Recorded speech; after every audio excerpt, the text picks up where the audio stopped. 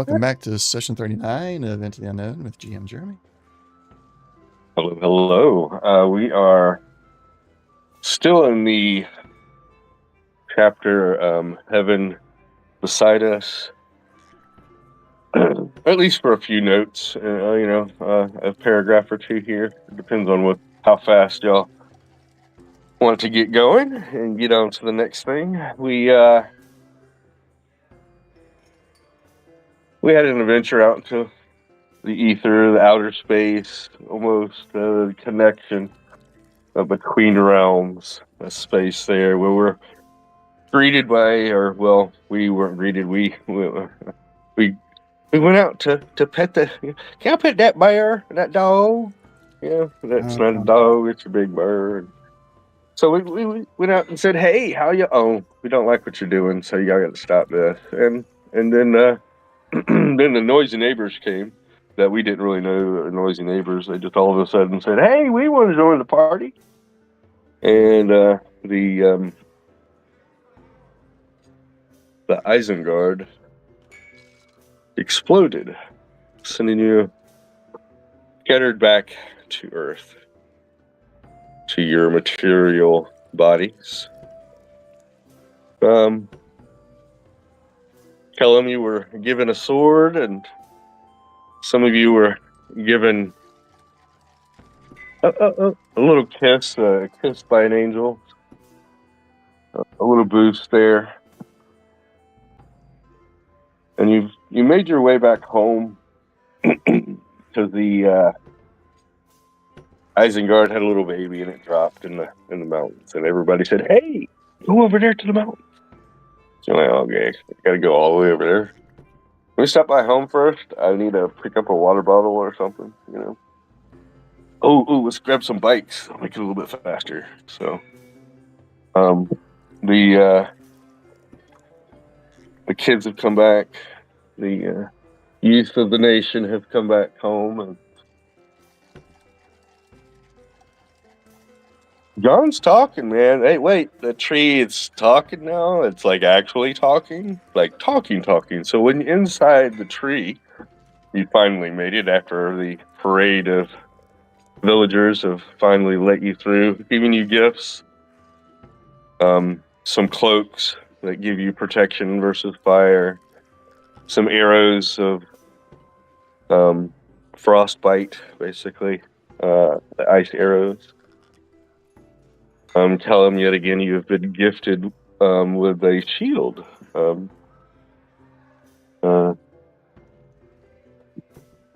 I didn't really get much into a descriptor of that shield. Did you? Do you want me to come up with a descriptor for it, or were you gonna make something like that? No, I was just imagining that it'd be a kind of like the Roman shields. Okay. Just animated, of course.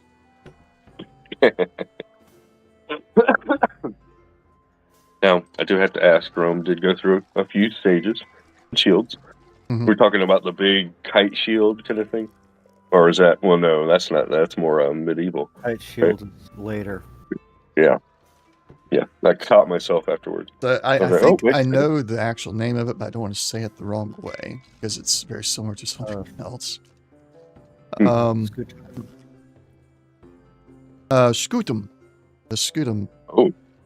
It is curved, and when it's down on the ground, it comes up to a little close to chest height. Oh, okay. All right. Is that the oval, basically? Teardrop? Not teardrop, but oval. No. Oh, that's it. Okay. That's in a text message. That was not what was supposed to go.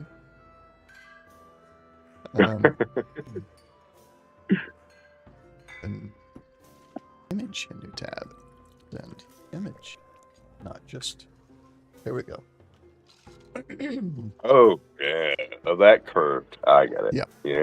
Yeah, okay. Yes. All right. Okay.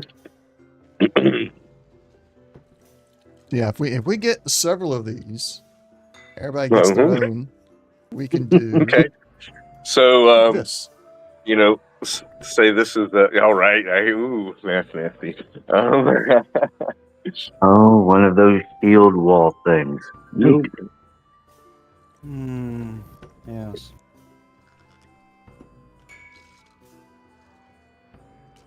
All right, so you got a. Well, there be dwarves in their mountains, so you could have a dwarven shield with griffins on it.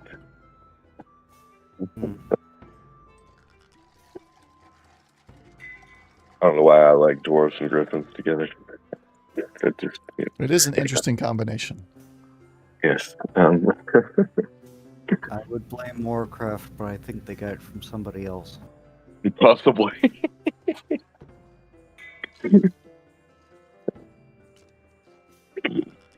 Not that a dwarf on a big war pig, isn't a cool scene to see. I like that as well, but griffin. I think it's really all the armor in a griffin looks cool. I think that's what I think I like, because even a human with a bunch of armor and stuff on a griffin, I think it looks pretty cool too. So. Anyhow, I digress. So you've made it inside the tree finally after these Oh, you got a boat too. Take you down river or upriver actually, or downriver. And John has been telling you a story, a little bit about himself, and asking questions about what y'all been up to. A little bit. And of course, I'm not going to read all of this because, I dropped a little bit of script on y'all throughout the couple weeks. Everybody, y'all were able to read that or and such? Mostly.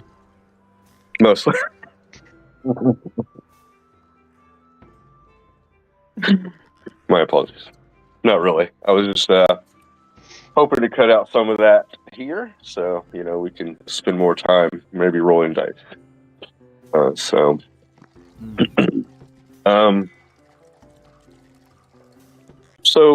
through the conversation, John spoke a little bit about himself, coming from a different place, being a child, basically being a professional gamer, and that's how he was able to pay for the medicines and actually, make something of himself, because he was bedridden for his life. He died at a young age and was chosen by the god Sylvanas to be reborn. He didn't realize that he could be reborn as a tree. He found that out. Well, kind of now.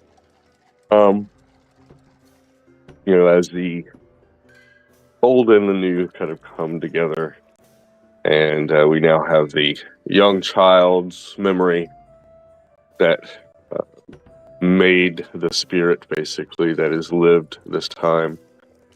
And then, so there's the old tree that has lived on this well of souls. And then we have this, the merging, the kind of the young man in between. He's taken the wisdom of the ages and the spirit of the boy. And he talks to you now. And after sitting in the chair for a while, maybe one or two of you have already passed through. And Banthor sits on the chair. And John admits that he's only really been just kind of observing what's been, the memories that you've been having in kind of a split personality, a second thought, a second mind. A messenger, in a way, a different part of me. My mind has been watching these things. And as I've been watching you, Banthor, my disciple, and I want to get more to know you, and you're fighting what? And it is at this time, Banthor, that you are flooded with these visions, these memories of space marines fighting xenomorphs, aliens. And then the credits roll, and you're like, what? And such. And then he describes that these were movies and stories, comic books, things that would entertain people. And now these are a nightmare to us.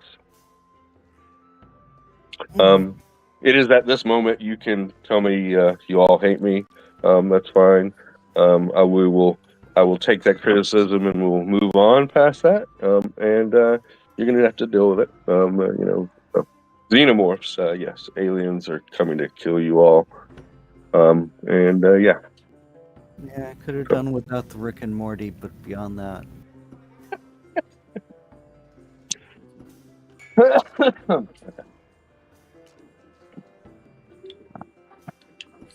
No Rick and Morty. Water. So Banthor, not to, catch you off guard or put you on the spot, shall we say. You are the current individual in the chair while the party is having this discussion, and you've come out of the chair with this knowledge of the xenomorphs. I'm hoping that at least seen one of the movies, or at least know what we're talking about. Yeah, I know of it.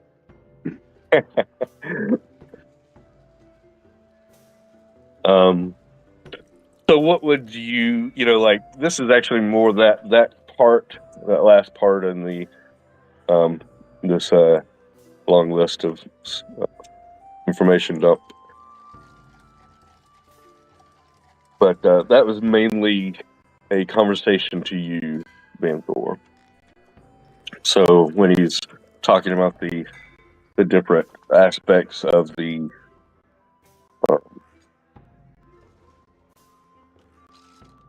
xenomorphs and such. So you can either, in passing, describe it, hey, they're aliens, blah, or you can get in more into it. One of the big things, though, that aliens, they are resistant to cold, and of course resistant to acid damage because of their acid blood. I want to make sure that you remember that those are the two big things about their characteristics in a D&D setting. Outside, they have a few hit points and things like that. But kill it with fire. Right, fire. Exactly. Fire is basically the big thing. Fire. Light. So if you would, at least if formally or informally, like in character or out of character, just describe a little bit, Banthor, what you would tell them, and then we can go through either like John does this or says this. We can go from there. So, so you're a little bit reeling from the information. Yeah, I get up from the chair and just sit on the floor. And I just say, I need a minute. And I sit there for a few minutes and kind of meditate a little bit. Okay. And I stand up and just give a rundown of what's going on. So there's a whole another universe out there where John is from, and it seems like there are things from that universe that are coming for us, and it is a very grave threat. We should be armed with fire and light to get rid of this threat. That's going to be the Cliff Notes version. For everyone. That's great. That's cool.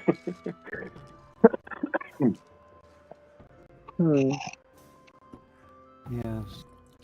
Fire and light. You do realize that most of us thrive in the darkness, right? Yes. Like you realize one of us is sensitive to the sunlight, one of us can't be seen in the darkness. You know, like I didn't do this on purpose. Like darkness has been our friend up till now, and then you say abandon darkness.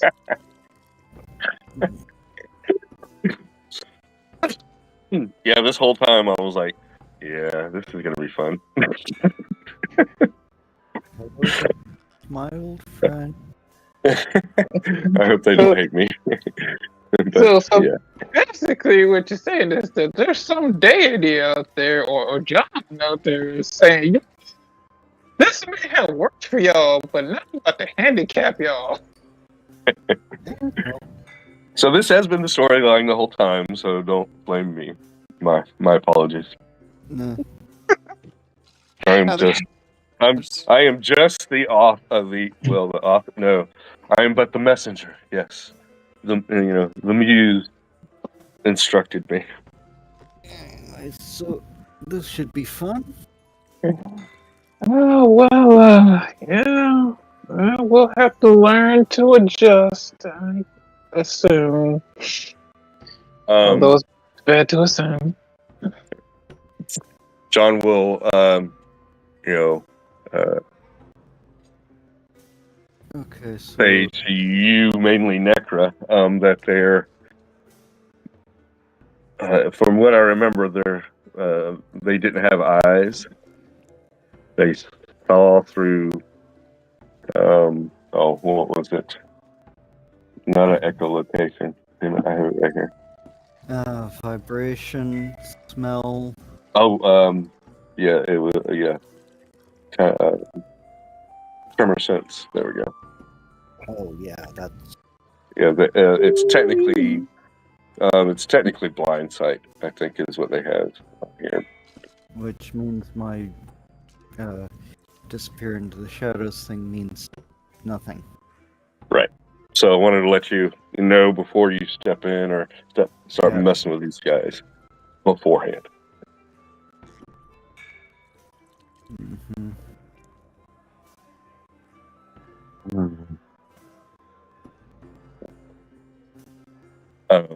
And cold isn't going to do much of anything to these guys, or anything.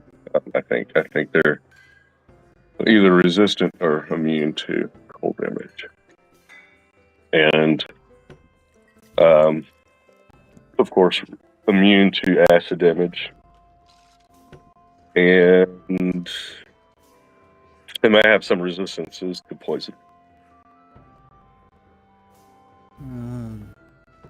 But fire does make them pop like a bug.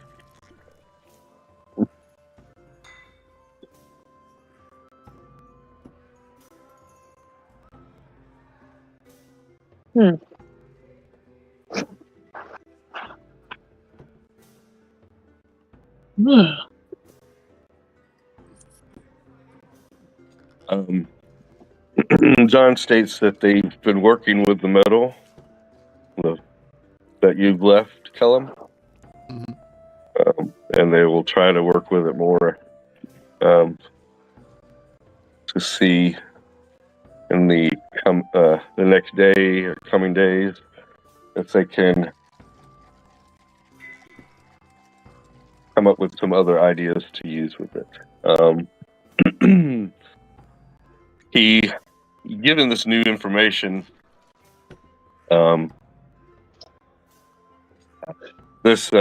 these creatures are excellent at the art of stealth.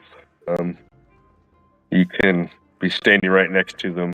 If they haven't moved, you wouldn't.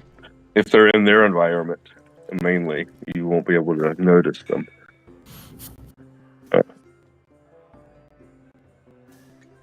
Not until they start moving.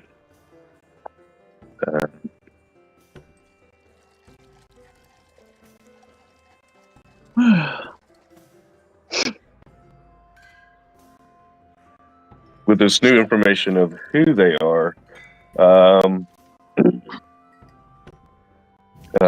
let's see. What is it? I think the next thing that you're going to be doing is going to this weapon that has fallen from the sky. Mm-hmm. Yep. Trying to get to the craft site in the mountain. That gives us a little bit of time before you can get there and back. Is there anything, and you don't have to, mention it right now, but if there's anything we could craft or put together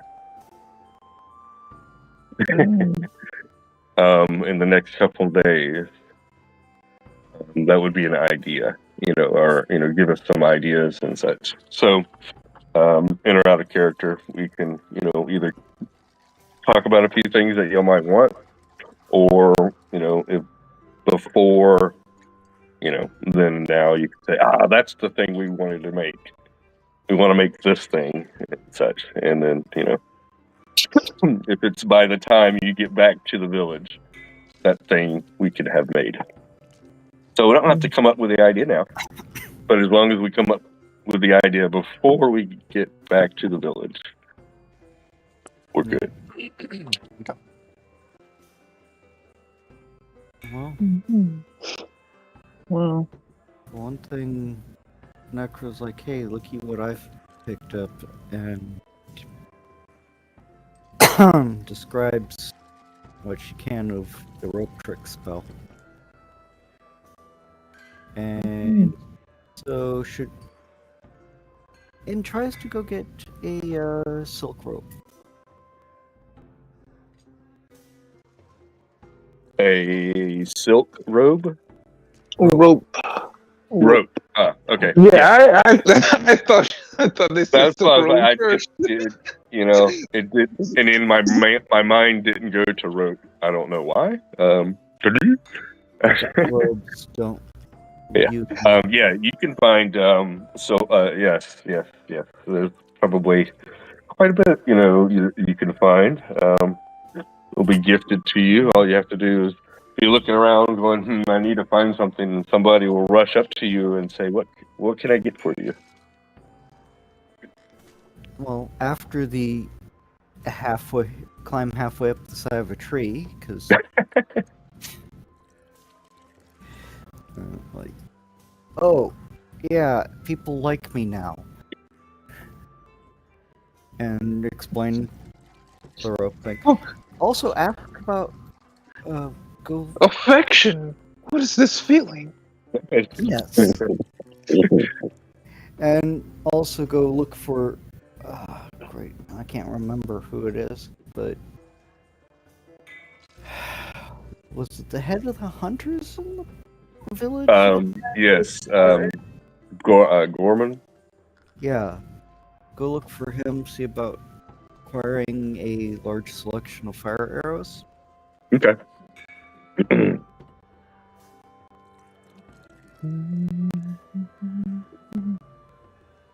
So you meet up with him. He's been super arranging defenses since everything's been more active. They've had more patrols and teaching people more to be more vigilant instead of allowing the magics of yesteryear to protect them and such. And then now they have to put a weapon in their hand, maybe, and keep their eyes open and such. So you find him, and at first he's like, "Oh, we just found all those ice arrows for you." You got all those ice arrows. Yeah, those are not going to be useful. Yeah, great against the red dragons, not so good against what we're planning on running up against. Would they be good against red dragons? Aren't they resistant to cold? Shouldn't be. No, they're more resistant to fire. Well, they would be immune to Immune fire. to fire. Right. They would be resistant to cold. I don't know. I haven't looked at the 24 edition. I don't know if they added all that, which would be, and I can't remember. Yeah, I mean, you would think, I've played plenty of games where the fire mage, can throw it off the ice. That's their big thing. Let me get rid of that ice. Such. Yeah, usually it's vulnerable, not resistant. But yeah, generally, yeah. The fire goes, no, I don't like the cold. Well,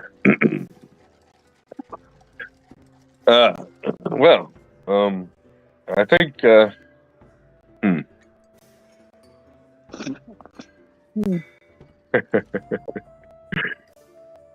Callum's like, I'm over here. I'm gonna be sharpening this. The sparks fly off the angelic sword, the flames. I'm gonna get this sucker sharper. Can I get a D6 out of this? Another one somehow? I got a question, out of game question to make sure everybody's. Did Zorn sit in the chair and get something? Oh, that is correct. He did not. Thank you for reminding me. Ow. So Zorn, part of the process.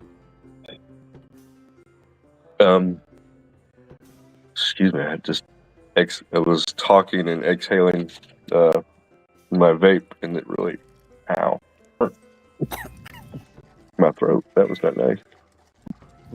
Nicotine. Why are you supposed to do that to me?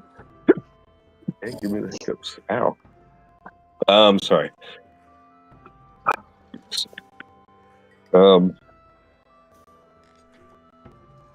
There we go. So basically, the little disc cards thing, your little iPod records your history, your fighting style, and you sit in the chair, and you will be given a feat for free. I think you were there for the discussion, or maybe you had clocked out early. That might have been it. Is there a feat that you would like for Zorn to possess? You sit in the chair, and 4 hours later, kind of Matrix style, it's downloaded into your brain.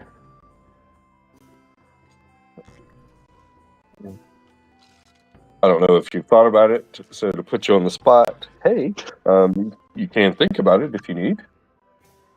And also, on that note, try to use the 2014, and also the expanded rules, I guess. Is that what? Yeah. And the 2024 feats we can use, I'd just like to have a talk about that before. And in general, to keep it simple, you're playing the ranger and stuff. Do you have sharpshooter yet? I have no idea at this point. So, features and traits, and go to feats. I think I gave him Elven accuracy recently. Right. Because if you don't have sharpshooter, you should. The 2014, obviously.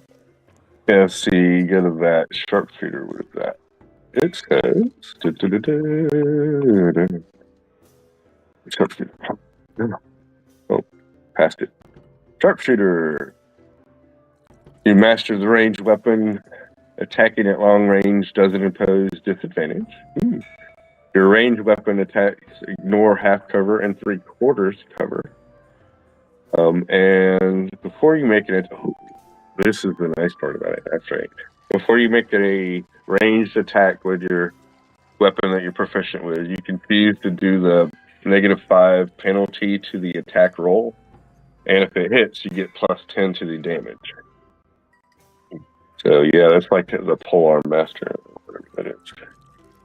In that regard. You mean great weapon? What was that? You meant it's this similar to great weapon master. Yeah, great weapon. Yeah. That's a really good one. So you don't have to tell me right now what it is, but before we roll initiative, you need to tell me what this feat is that you would like. And if you need some more, suggestions, yeah, that's the word. We can throw some stuff out there too. Do you have anything in mind right now, or to put you on the spot?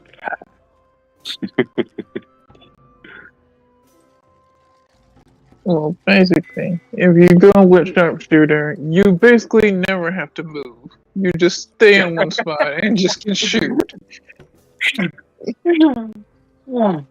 Because you use a longbow, you're basically shooting from 600 feet. You can be wherever you want on the battlefield.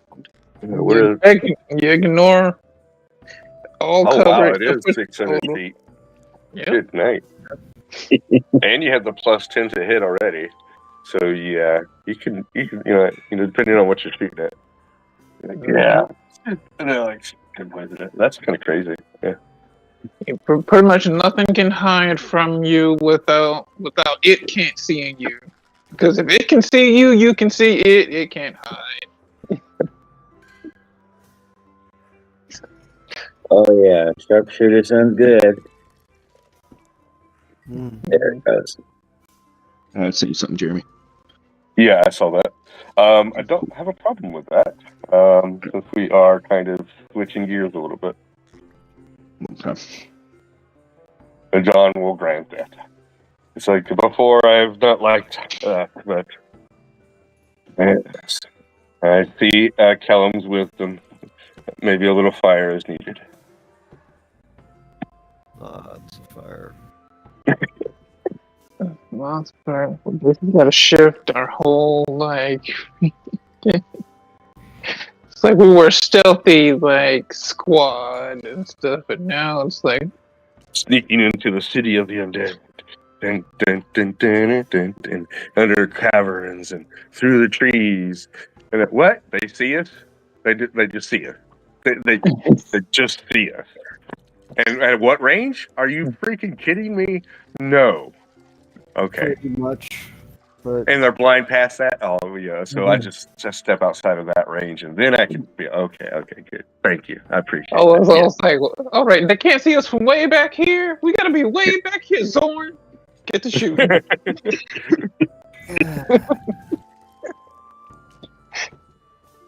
He's the only one who can reach. I would suggest that we probably want to get crafting some more health potions during this time. Yeah, I was hoping to train in my druid levels and get some potions going. Okay. So hold on. Jade and John, they had another egg that was there with them when you had retrieved the first egg, Rocky. The other egg is hatched, and it's a multi-armed sheep lady. I do have a disturbing picture. And she has actually been in the workshop working on potions of such.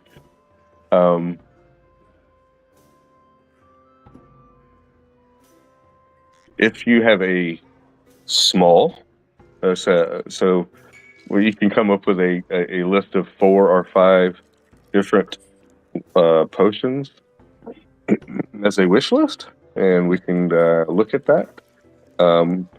We can also have said that they have. So we have the healing potion, and then there's greater. Correct? That's the healing. Okay, cool. Yeah. So they have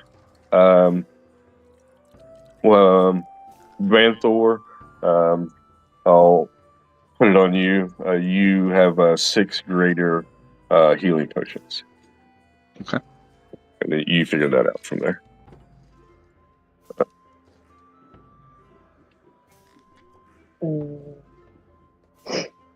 Flaming Spear and Flaming Arrow. Yeah. Another suggestion I was thinking about, since Banthor has the any ritual thing. I can hear myself echoing off someone. Yeah. I didn't. I have maybe. Hold on. Figured it out. Unfortunately, not sure how to help. Okay, I just. Yes. Anyway, my suggestion, since he has the any ritual thing, and we're gonna be going out and probably having to be camping out for a while. Getting the tiny hut would probably be good.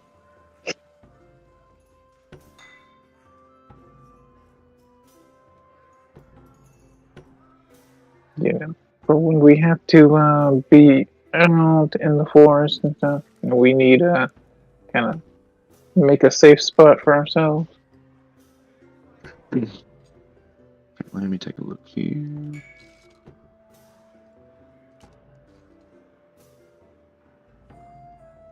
You know, for when we don't have time to set up like a full, like, you know, base camp, you know, but like this is where we need to stop for the night.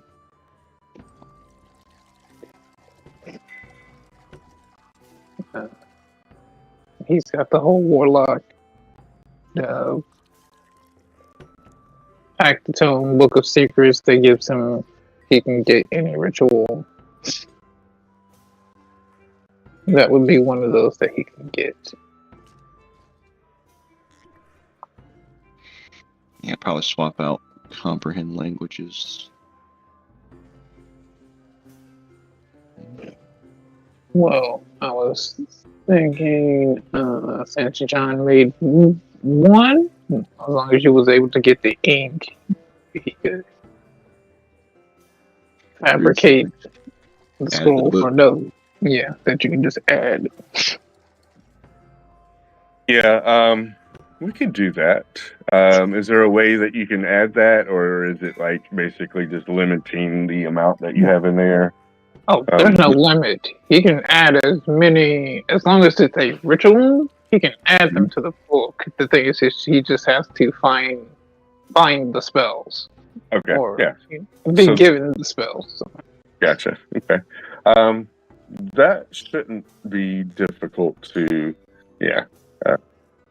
come up with and such. So,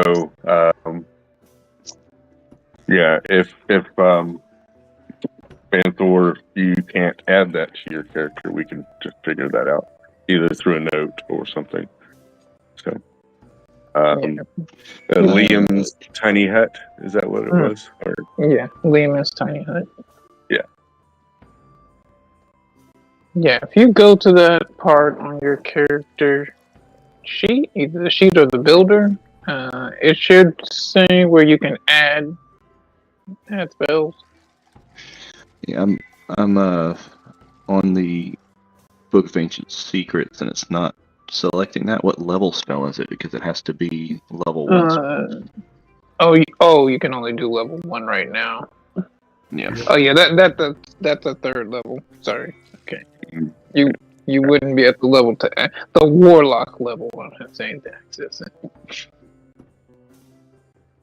Unfortunately, at this point, it looks like it's the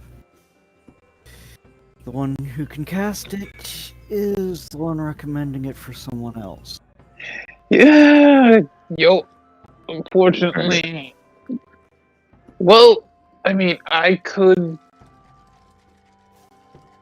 take the feat I could take Ritual Caster's feat and get that because I am at the level, but I'd have to get that feat.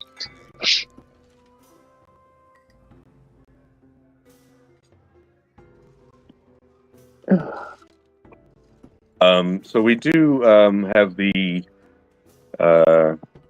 assistance. There we go. That's the word. From the giant eagles. You've come to learn that these are celestials that have been summoned here by John. So these are 4 celestial, or fae, excuse me, creatures. They are the giant eagle. So Another suggestion, because we're going to be flying on eagles, I would suggest either potions or tokens of featherfall in case we get knocked out of the air.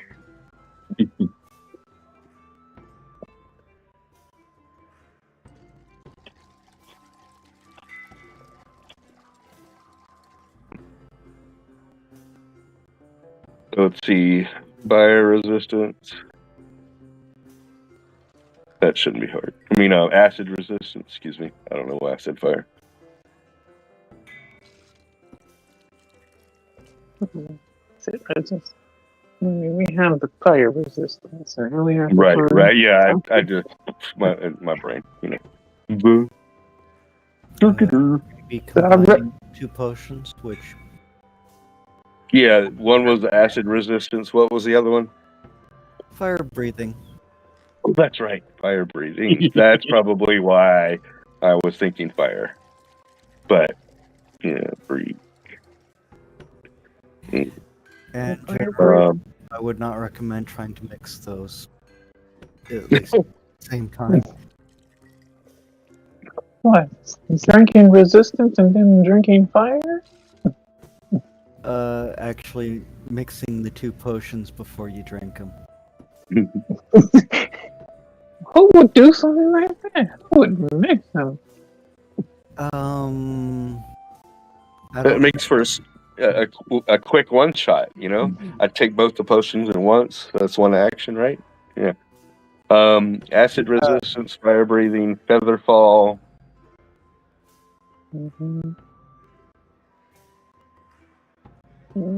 Feather fall is just in case if we're going to be air traveling. Right.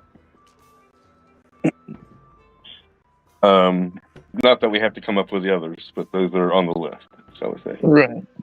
I mean, is there a kind of a rarity limit that we're at, or we can put together more than the 5. I will give you, at least 5 potions, or a, well, let's see, yeah. So how about this? They can brew 5 potions in a day. Okay. You give me a list, and then we can come up with a priority, things like that. Yeah. I think those are the immediate, the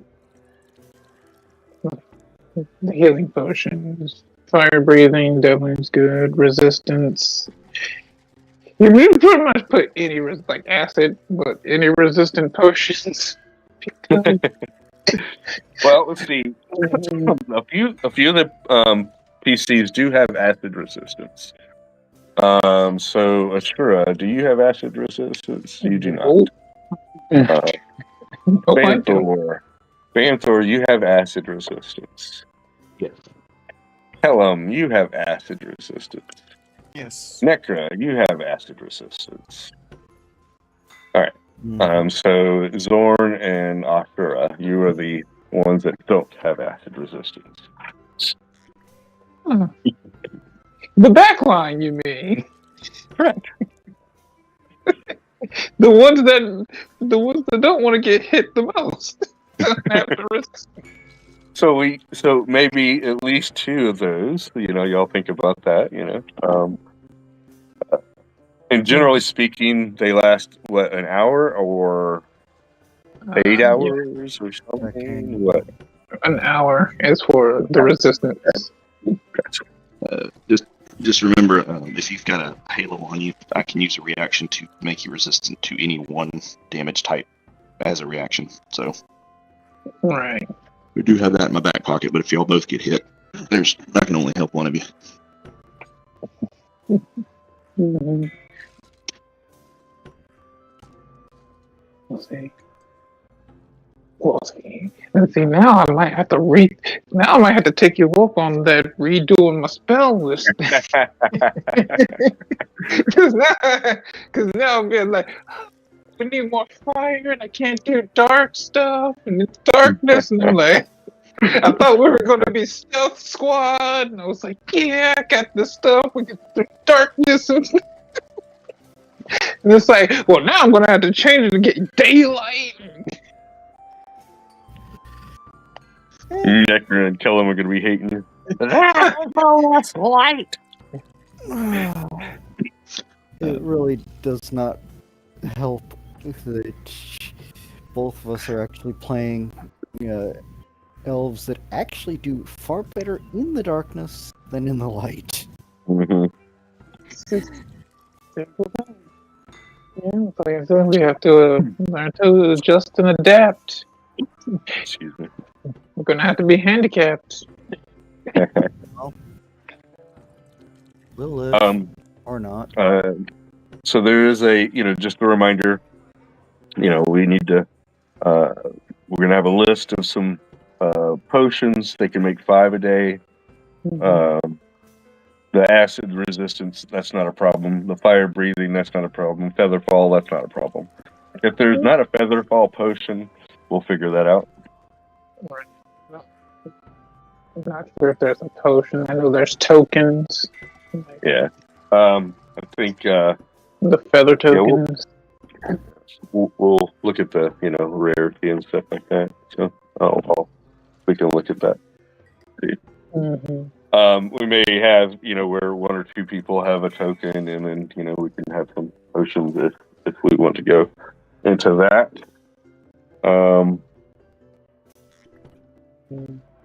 Let's see.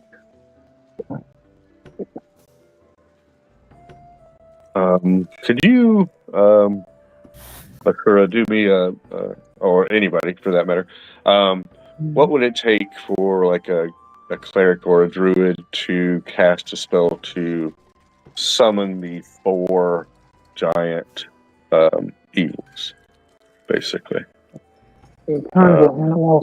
So I need to know what level. 3rd level. It's a 3rd level spell, and would that just be able to cast that, or would they need to upcast it? They can cast that. Giant eagles are low CR. Like any of the giant birds are low CR that they can cast it and actually get like 8. Okay, all right. And those are large creatures, yes? Yeah. Okay. Any of the giant birds are large, but they're low CR. How long does that normally last? An hour. Okay, all right. So is there any upcast makes it longer, or no? Nope. Mainly that's just numbers for upcasting. Yep. Okay. Upcast gives you more, but does not extend the spell. Okay. So that's going to be the right. Okay. So instead of having 8, we're having 4, and instead of an hour, it's going to be a week. Mm-hmm.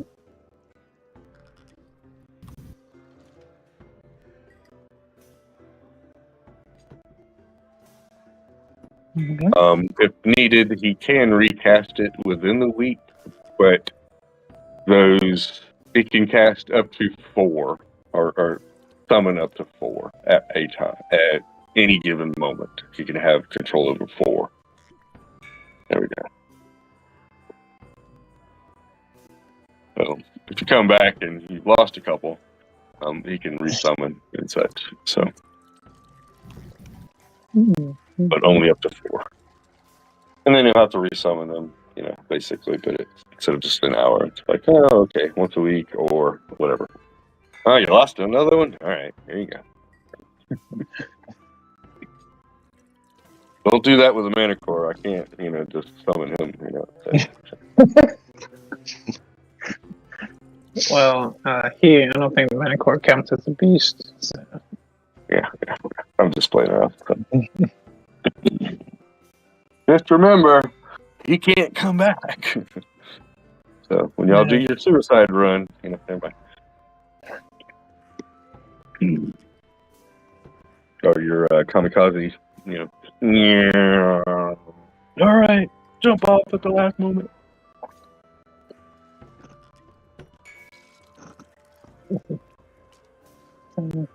Kamikaze, the Manticore. Got it. But the giant eagles are fine.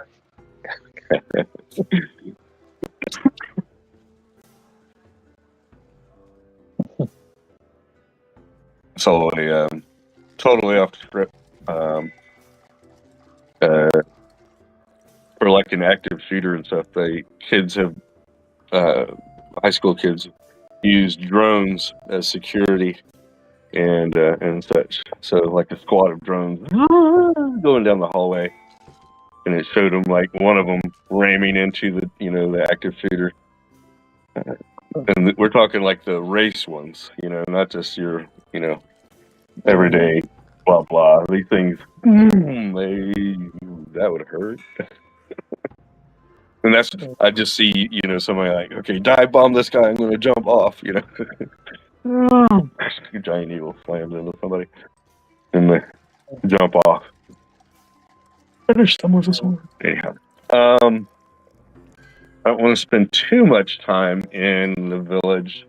Is anything else that we need to do, want to talk about, blah, before we kind of set off? You won't have the potions until you return. So that basically is going to determine how many days, how many potions days it takes you to get there and back. And of course, having that item that you want them to fabricate for you before you get back to the village, whatever that item might be. So that's, that won't be this session. Most likely will be the next session we have. Just depends on how things go. Right. Let's see. Am I able to train in Druid just to be? Yes. Okay. I think that's about everything for me. Okay. Swap out my spells and whatnot. I think that was you will see Ashura after she gets out of the chair and has readjusted herself. Take out a deck of cards and start shuffling. So she's always been able to. It's like, do I want to use this? No. This? No. Ooh. I mean, she's had a deck of cards all this time, but she's never really pulled them out. But now she's shuffling, and sometimes she'll hold up a card and it might start glowing faintly. Yeah. She starts doing like the shuffle and different card tricks.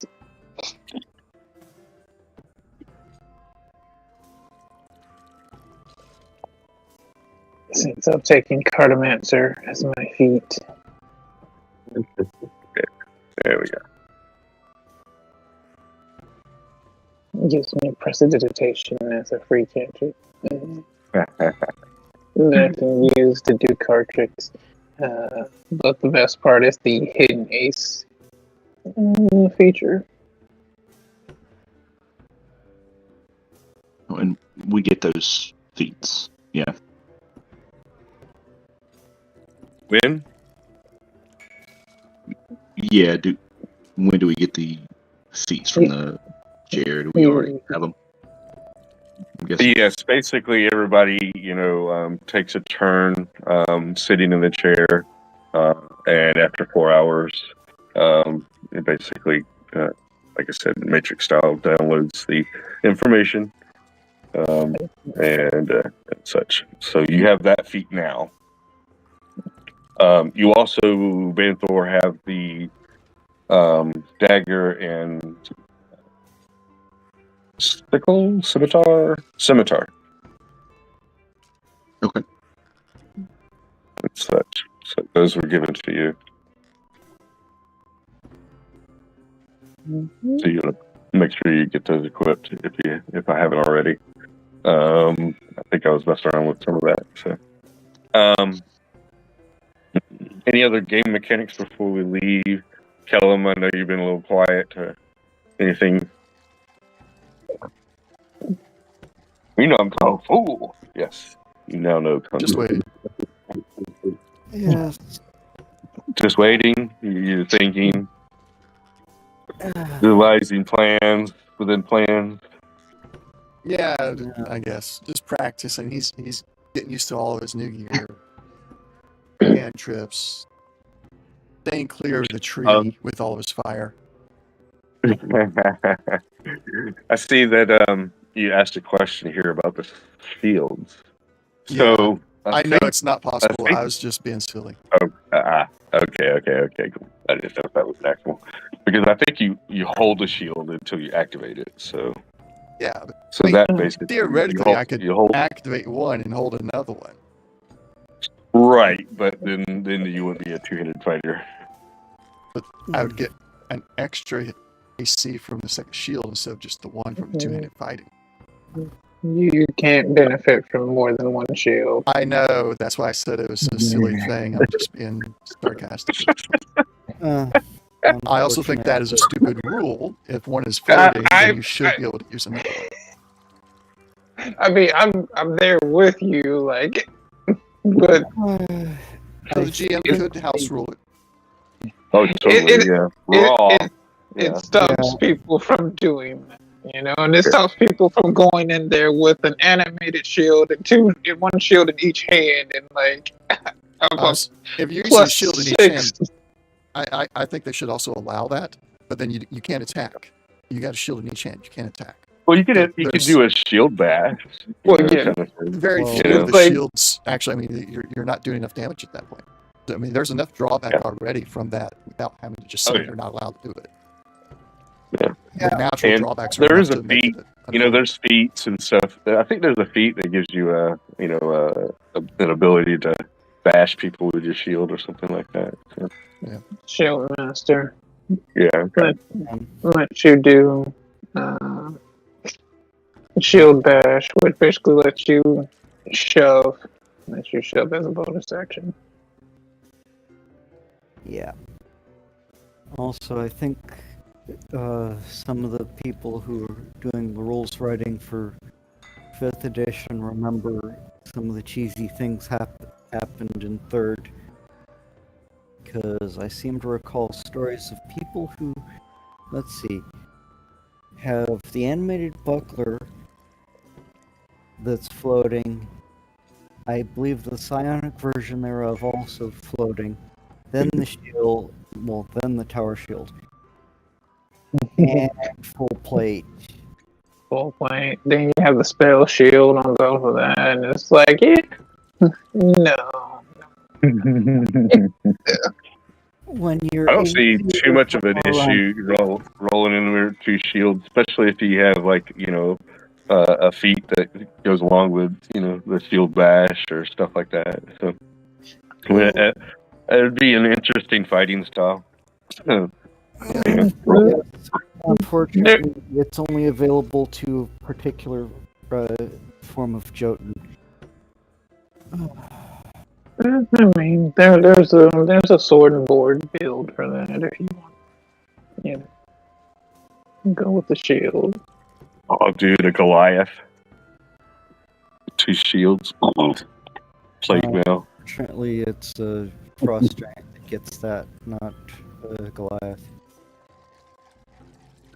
Are we good to do a long rest? Yes. Okay.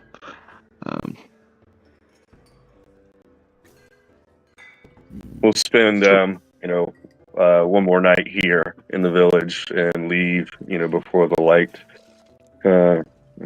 before dawn and such. Fly off on the eagle's backs. Would also have informed John on the kobolds that have been trying to stake out, not just John, but the village in general, like the hunters and the scouts. Inform them, there's there may be kobolds that are lurking around the area. Keep an eye out for them. Okay. So yes, the Sumac tribe, we've always had a neutral agreement with them, but you say they're more active and been harassing you. We'll keep an eye out for those slippery kobolds. They seem to disappear right before we get to them. They're good at hiding and knowing when you're coming. Pretty good. Excuse me. Jeez.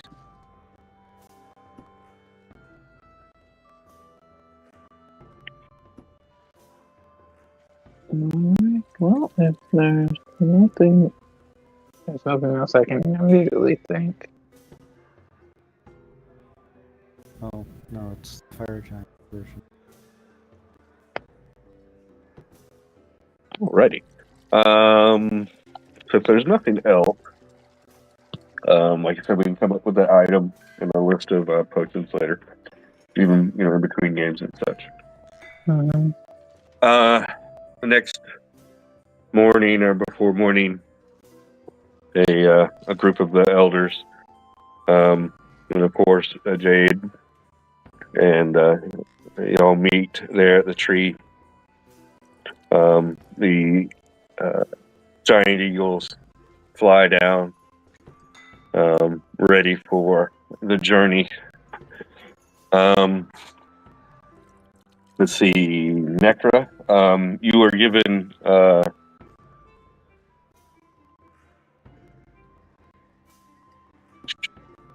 I'll roll. See how many. And give you some arrows before you leave. Nice ground, just up a few. We'll do it again. See how it does for us. Of course I roll 8.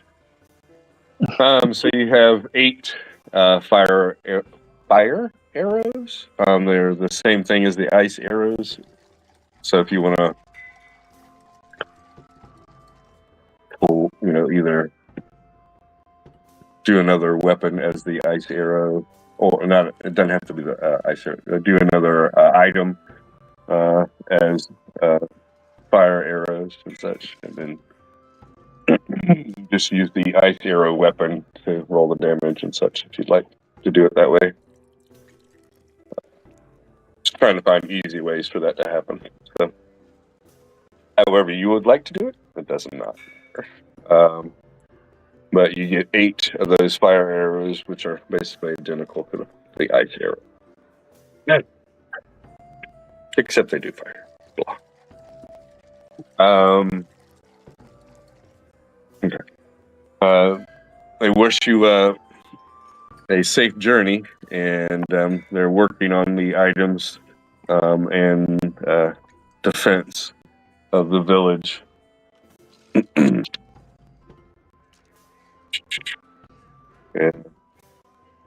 And parting words from John is, remember, don't split the party. That's when all the bad things happen. Yeah, we're Don't split the party. Don't split the party immediately. All right, you go that way. I'm gonna go this way. You two go that way. Yep. I'll go home. I'll stay here.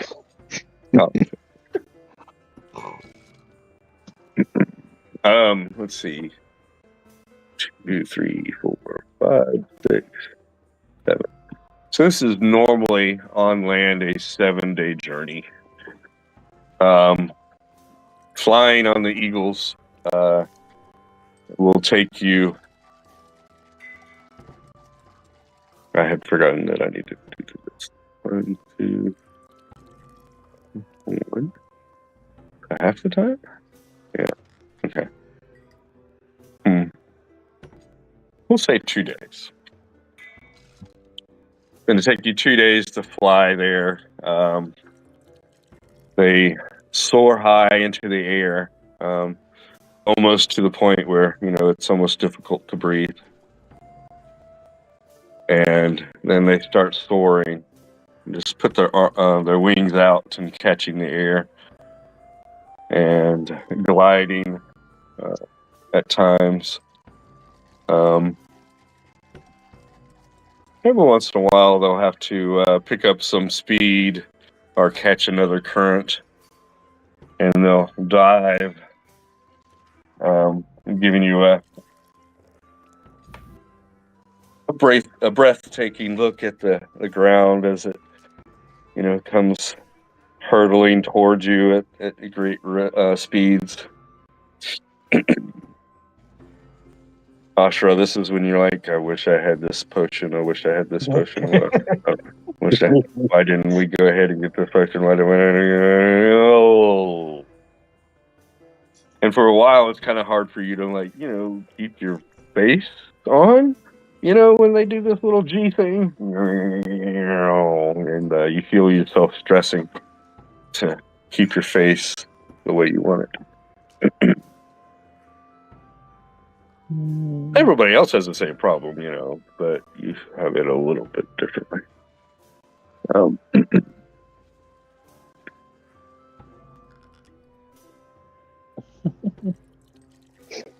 As you're flying high in the sky to the, let's say, direct south almost, way over the mountains, you see what is the unmistakable, you can see a dragon far off in the distance flying. I can't say that word for right now. Anyhow.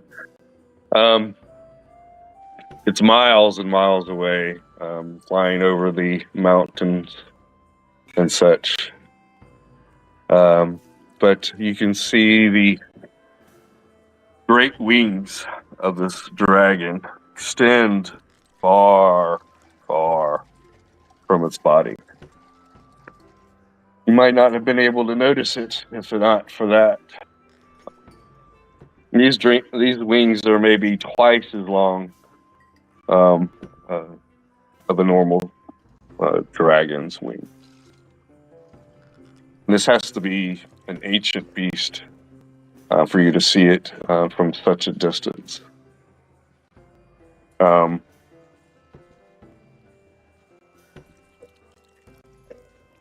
And for a moment,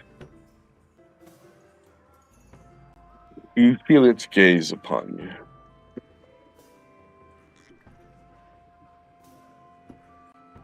As it wonders, do I take the time to fly all the way over there just to eat you? And it continues flying, banking to the east. And it disappears in a mirage of the horizon. You take a deep breath there for a moment. You probably could have had a good chase and might have been able to hide from it, but it saw you from such a great distance and you felt its presence. There be dragons in them their heels. You fly off, continuing on your destination. You take the evening to rest. Only a few hours. The eagles say that they can continue on.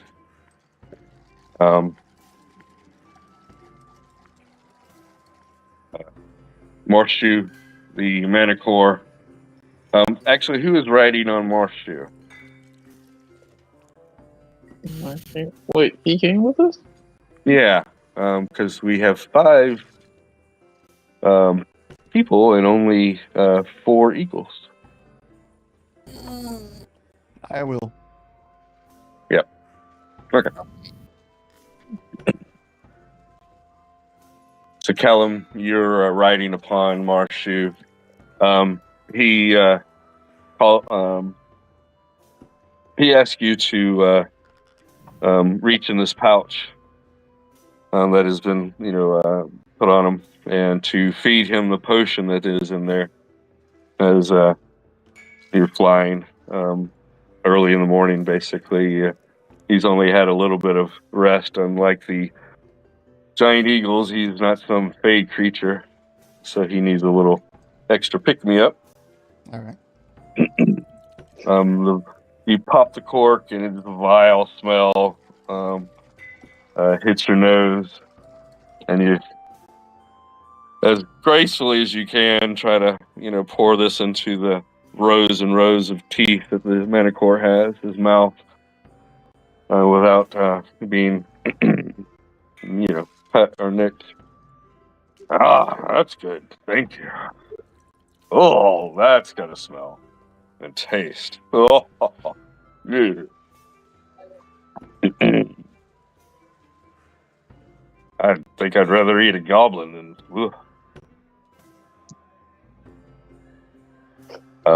So I got another one in there if you want. Oh, But what it does to you afterwards, oh boy. Okay. I think I'll leave that mystery unsolved. Sounds like you're just describing coffee. Right? In a way. First morning, Joe. Oh, I got to go. On the afternoon, climbing towards evening of the second day, you reach the mountains. And the lead eagle to you, Banthor, speaks. Says, I see a great scar upon the mountain and a strange craft. Like a boat, but different to there. It seems to be a fire. That may be what we're looking for.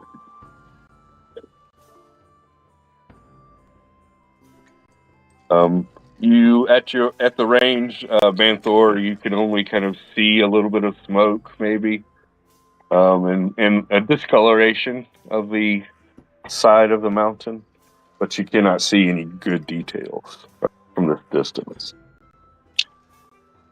All right.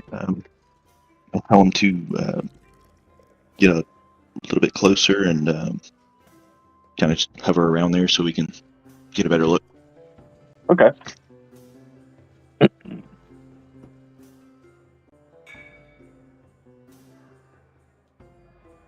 Right.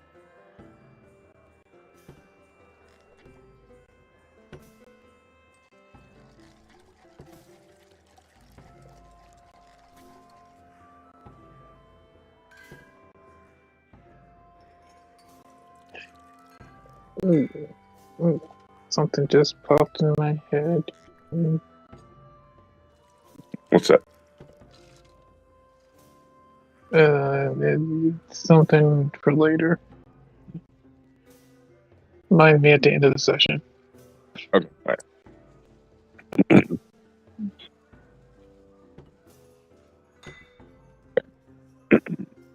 The eagles bring you closer to the mountainside, and as you get closer, you can see the scar where this ship has hit the side of the mountain and left a deep mark where it traveled up and stopped.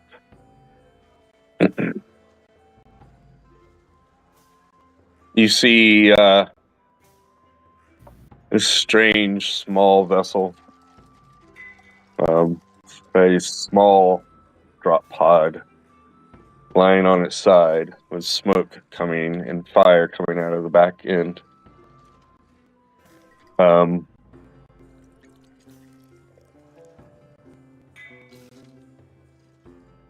You notice from this distance some, let's say 600 feet away, just in Zorn's range. You see motion on the ground as almost in slow motion, creatures sliding down the side of this embankment, this crater, down towards this drop ship. And you see one individual, and let's say sci-fi modern military armor. Okay. A foot soldier, a helmet, uniform. Mine. Has in one hand, in his right hand he holds the Ares II Predator. It's a large caliber revolver. A wand, a rod that you've never seen before, a tinker's toy. And in slow motion, you hear a loud boom, boom, as the gun rises at each boom. And you see a projectile streak across the battlefield and strike what seems to be a Yeti? Yeah, that's what that is. That's a Yeti. Oh, it's a pack of Yetis. Oh, okay. He's fighting off a pack of Yetis, is he?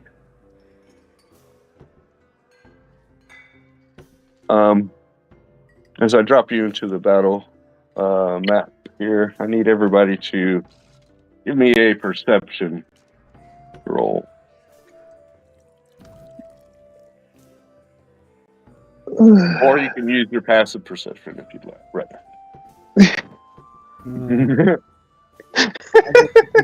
5. That ain't good for me either way. I'll use my passive. I don't trust my dice. Apparently I was looking in the other direction.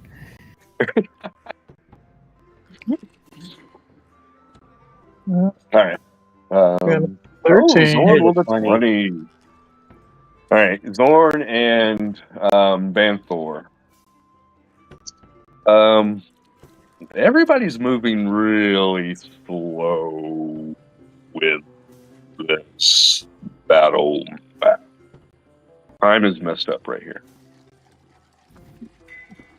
It's messed up. Yeah, time is slowed to a crawl.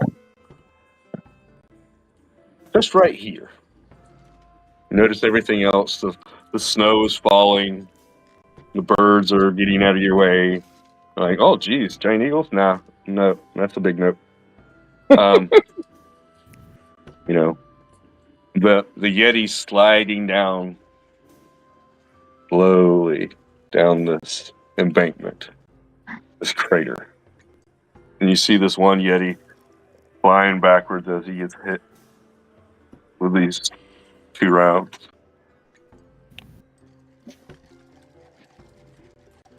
My guy's not that big. I just wanted to show his icon. It's actually that small. Okay.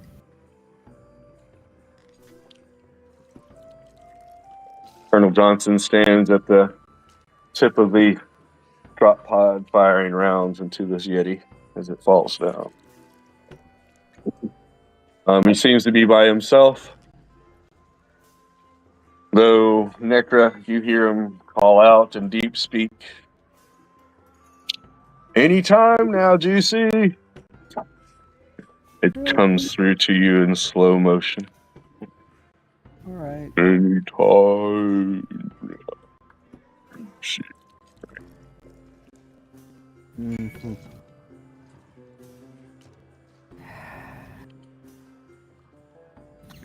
Oh, Banthor, you had a 22?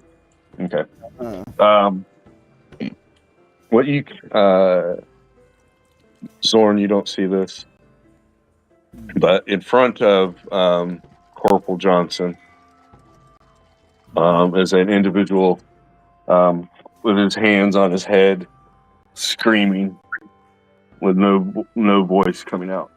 You see waves of energy coming out from around his head.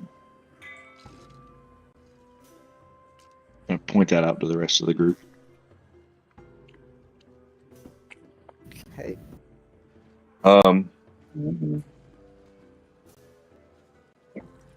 As you get closer, the eagles kind of bear off and say there's something wrong with the air. We won't go here, and they won't travel directly towards the battlefield.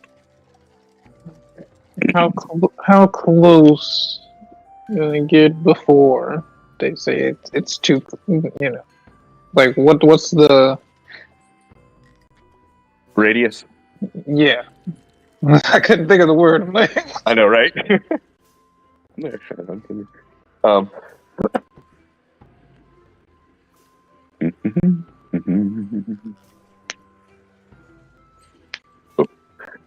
have to do some further investigation to find that out. They can't see.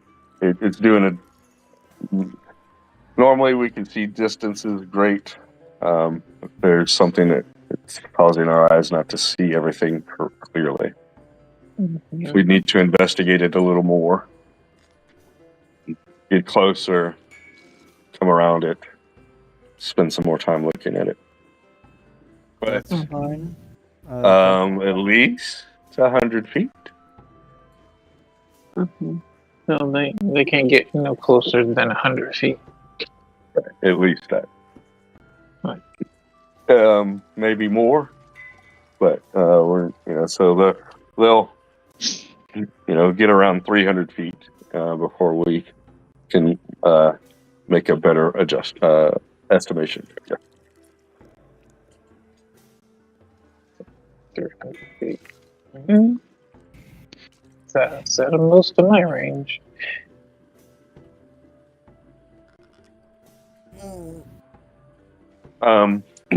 So they're going to skirt around this, coming from like the east side of this, the right side of the battle map, and they're going to skirt around to the south of this battle map and swing around on this side, and come a little closer to observe it. Anybody want to do anything in this time period? Yes, I'm telling the Manticore to go and take me in, and I'll scream to the others. Oh, okay. Make your way. I'm going He's like, to forget this. I'm dropping right in. I'm going to unequip my shield, give Kellum a nod, and jump off my eagle. Okay. All right. Oh, dang, they just dive bombing right Yeah, I probably will. I'm like matching the Manticore speed with Kellum, just me, just falling. I'm aiming for the top of the ship. Okay. All Provided it's not like on fire. Like it looks like it's not engulfed in flames or anything. Okay. Correct. Yeah. Yes, I'm going to try to land on top of it. He's like, oh, wait a second. Is it on fire? No. Okay. Wait a second. Okay. I'm readying a feathered reach cast. Okay. So, BTT that real quick. Yeah.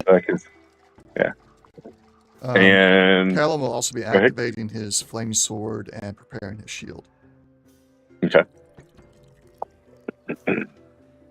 Feeling like, well, here, like, understanding that there's something. Is there like, I'm just trying to understand what is this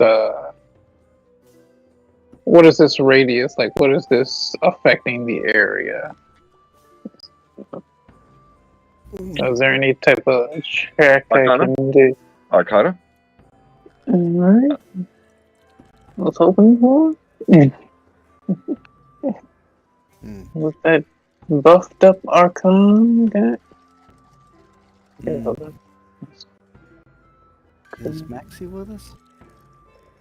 Maxie is with us. Thank you. I totally forgot about Maxie. I was thinking about Maxie and doing some other things with her, and then totally forgot that she is with us. Okay, send her to support the weird dude. Alright, Okay.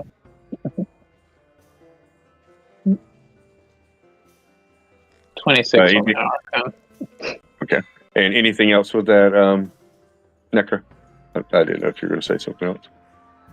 Actually, it's about 600 feet still, or So the original is you're 600 feet away. You were kind of going straight for it. The Eagles were like, yeah, let's So they did on a blight. They 45 degree.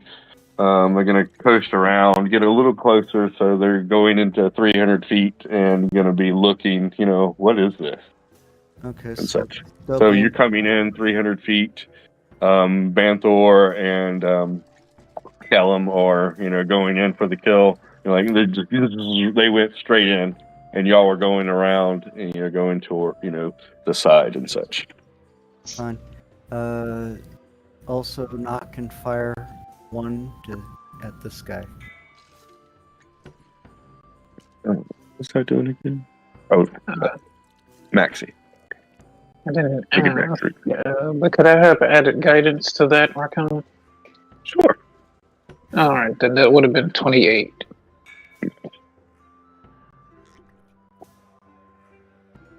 Okay.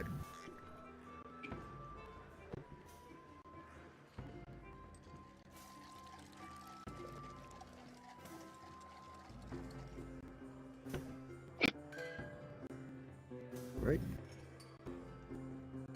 So. Asha's also needing to get lost there. After she tries to kind of figure out what this is, so she can at least get into range.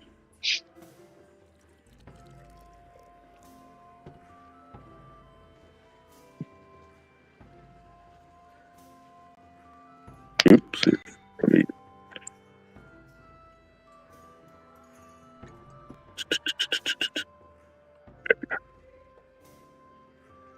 Hmm.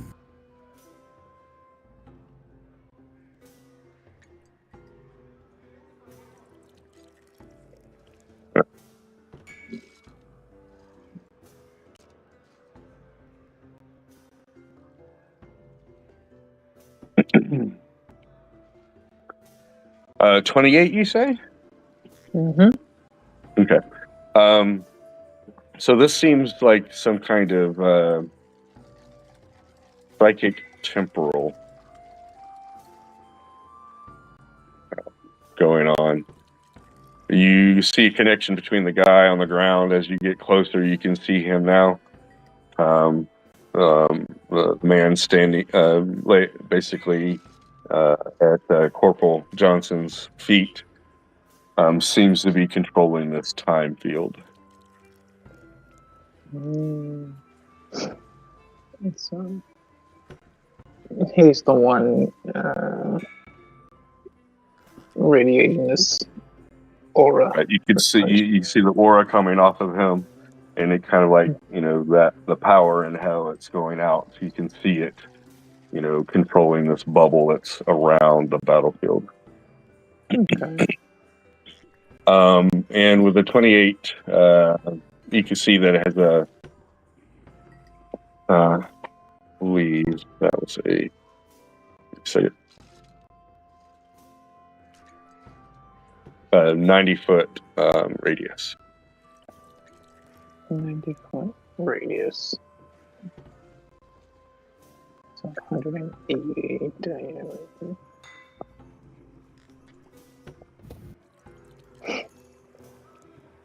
And this is like a dome, because we fill it all around. Correct.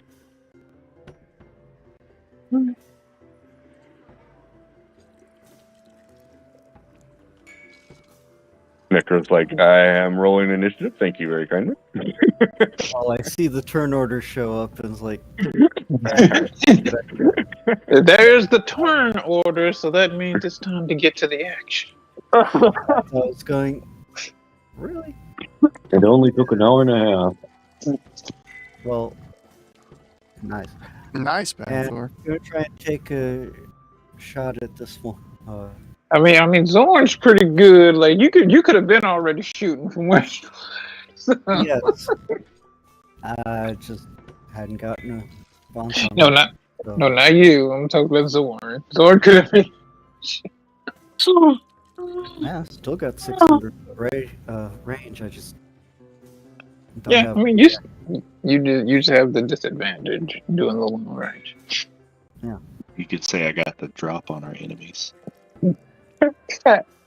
Yes. By falling, you can use your action to stiffen your arms and glide into the wind.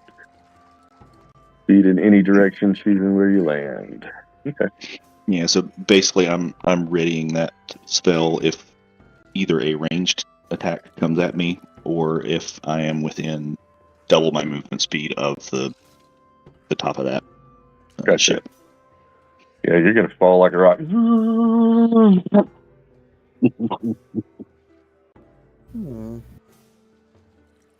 Might make you roll the athletics check. And how many combatants do we see? So there is. Oh, thank you.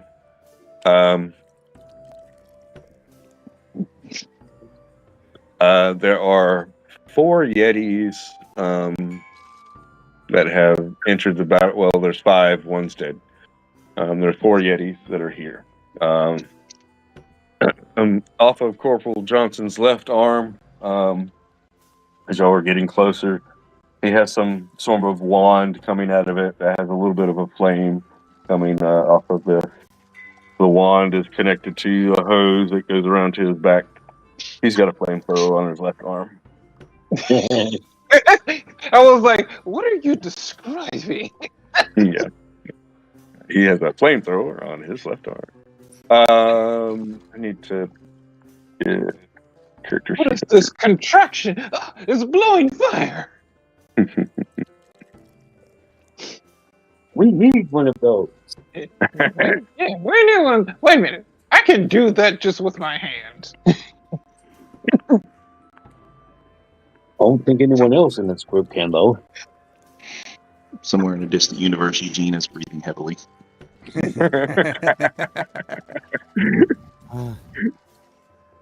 Alrighty. So are we rolling initiative? Yes. Roll initiative for me, Ashra and Zorn. Let's see.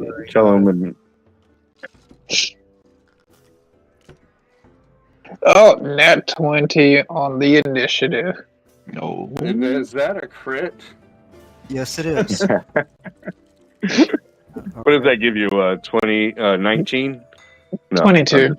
22. Yes. Yeah. Well, hey, I can- And some decks, alright. let's see. Zorn, what'd you get? 21. Hey, yeah. Corporal Johnson.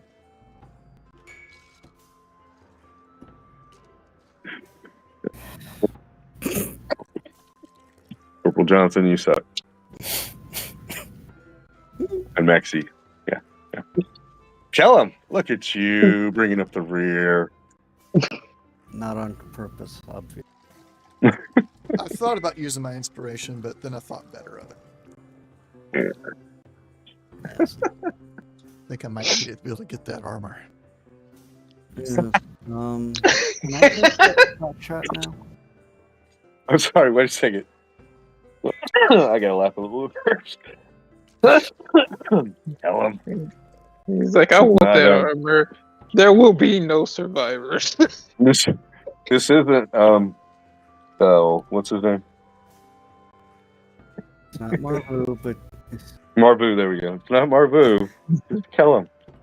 I didn't say I'd kill him for it. But I didn't say he's gonna survive. right. So No. See, the key was that I wouldn't kill him for it. Doesn't mean he wouldn't die. So I mean, my shield didn't get there in time to block that one fatal blow from a Yeti. Yeah. He's not using the armor anymore. no. I'll take it. Better not go to waste. I mean, Right? Yeah. Waste not, want not. Exactly. Flamethrower. You're making it sound a lot like the Mandalorian armor. So, like, obviously, It's not so much Mandalorian armor, but I mean it has it's definitely not Mando armor. Mandalorian armor. It's not Beskar. yeah. How about that? Some of the capabilities of it are very. It similar. does have tricks. It's more tricks than defense and such. So yeah. Anyways, technology, gotta love it. So popping off rounds. Oh, excuse me. Anybody want to pop off at 600 feet? well, Hint, we're wink, still wink. at like 30 feet, 300. No. Yeah. And I'm just allowing just in case I skipped over allowing people to do anything. If you'd like to pop off at 600, I will not. Sure, I'll take expend a normal arrow at range. Okay. And shooting at the closest Yeti, I'm guessing, or at Corporal Johnson. Or do you want to shoot the dropship? Is that what you're? No, I'm just playing. You all do know that Yetis are evil creatures, so any stories of Yetis you've heard, these are bad guys. So Pretty much. even if Corporal Johnson is a bad guy, you know that these guys are bad guys. Don't know if the human's a bad guy or not yet. Right. I mean, I'm just saying, with certainty, the Yetis are bad guys. So Yes. and Banthor is assuming that these humanoids are good, quote unquote, just because like the movies and stuff that was flashing through his head. right. Aliens, This looks so, basically like all the Space Marines, that you saw in the movies. This dude looks just like a cookie cutter. Yep, I saw that guy. Yes, I'm going to be initially trusting to them to a fault. Got it. Right, so 13 doesn't do anything, does it? So the arrow flies in and strikes something, some 100 feet or so from its target, and shatters. Okay. Same thing with you, Zorn. You pop off an arrow and it hits this dome and shatters. The Eagles notice this, and they will come in at 200 feet instead of 300. Okay, so now we're 200 away. Still Um, out of my range. Banthor. You come in hot. Give me an athletics check. Is this before or after I cast the feathered? This would be after. After, and would it be advantage? I think it said it's advantage. Yes. Okay. Athletic. There's first one. You'll take the first one? Yeah, I'll take the first one. That sounds good. With a little bit of difficulty, you're able to stop yourself in time. You think that anything below a 16, you might have, gotten hurt. Anything lower than that, oh goodness, yeah. So the 18, that almost could have been, painful, but you dropped in well enough. As you drop in, you're seeing the time has slowed. That's happening, and then you're in the mix. Time is caught up to you, and I need you to roll a Constitution saving throw.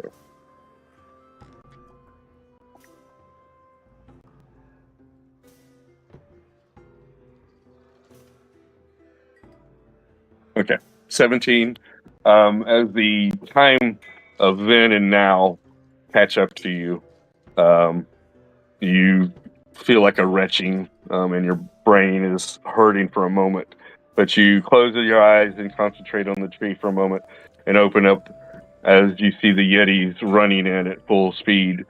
The last one is a little bit larger than the rest, and you see him sliding down the side of this crater. Okay. I forgot to get more ginger. You what? I think, dang it, I forgot to get more ginger. Oh, the ginger. Ginger, right. It took me a second too. I was like, what? Oh yeah, I remember now. Yep. Way back. Yep. Hey, that's a throwback. You can also do a cool little combat roll when I land. Combat roll. Coming in hot. The Yeti here. These two Yetis in the mid ground are standing by, using the tree as cover. Basically, they're using those trees there as cover. They're standing behind them. This Yeti, that is this most northernest Yeti, his attention is over this way, towards the east. Such, he's looking maybe at this tree, something along the tree line. You can see he's searching somewhere over along that way. He has a boulder in his hand, raised in his arms, raised above him, and he's looking off in that direction. The other two are rushing towards Corporal Johnson and such. And the big guy in the back, he kind of sees you drop in, and his attention kind of locks in on you, Banthor. Corporal Johnson, I wonder if he notices you drop in. Corporal Johnson does not at all notice you in the least. He locked in on these he things. is locked in on these Yetis, and you hear him yelling in speech that you've heard maybe Necra at one point talk in, but only every once in a while recently. Well, Hey, we speak a lot in deep speech. Unfortunately, after a certain misadventure, stopped speaking entirely.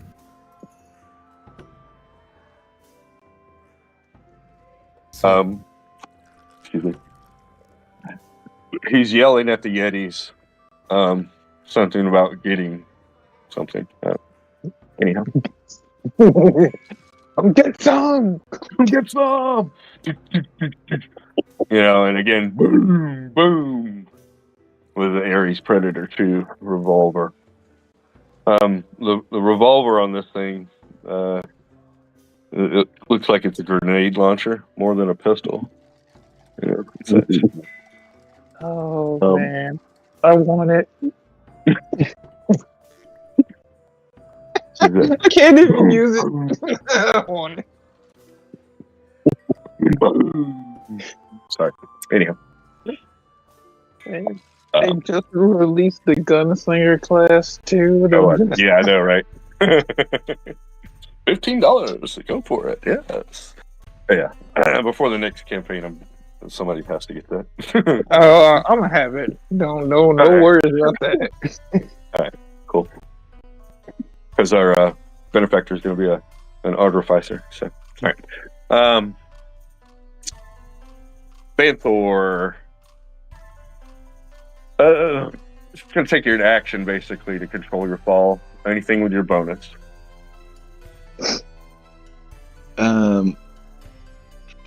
I'd say my bonus is already spent from using it to fly. Okay. So, nothing for me. I'm just gonna lay low until everybody else gets here. Okay. So you're gonna try to take a obfuscated position, or Yeah, just out of sight, and I'm gonna try to. I'm basically preparing to, drop the feather spell and re-equip my shield, but however long that takes.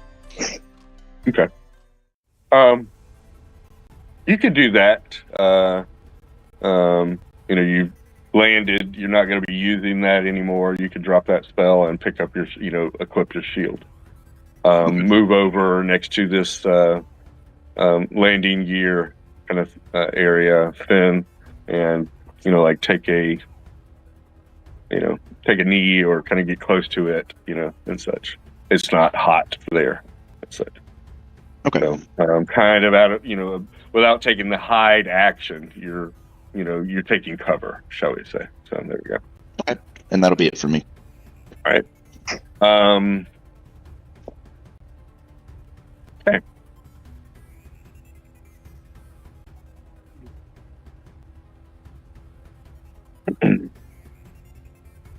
You all see Banthor drop in to this radius, and he kind of slowly starts to descend upon the drop ship.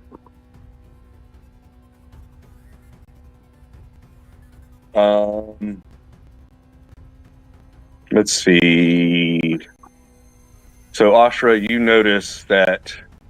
Let's see. Kellum, and Maxie, and Marshu, you need to make a perception roll to see if you see the arrows strike the dome. Shoot. I was trying to say, who was that last person? I was like, oh, that's the Manicore. Manicore, yeah. 22. Helen was okay. All right, so you notice, their arrows and then bounce off or shatter before they hit. But when you see Banthor, he goes into this and immediately starts to slow down. Okay.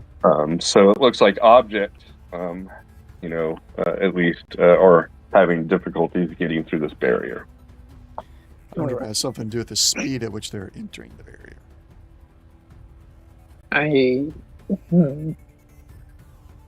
And I get that because it's like a psychic resonance that this guy is projecting.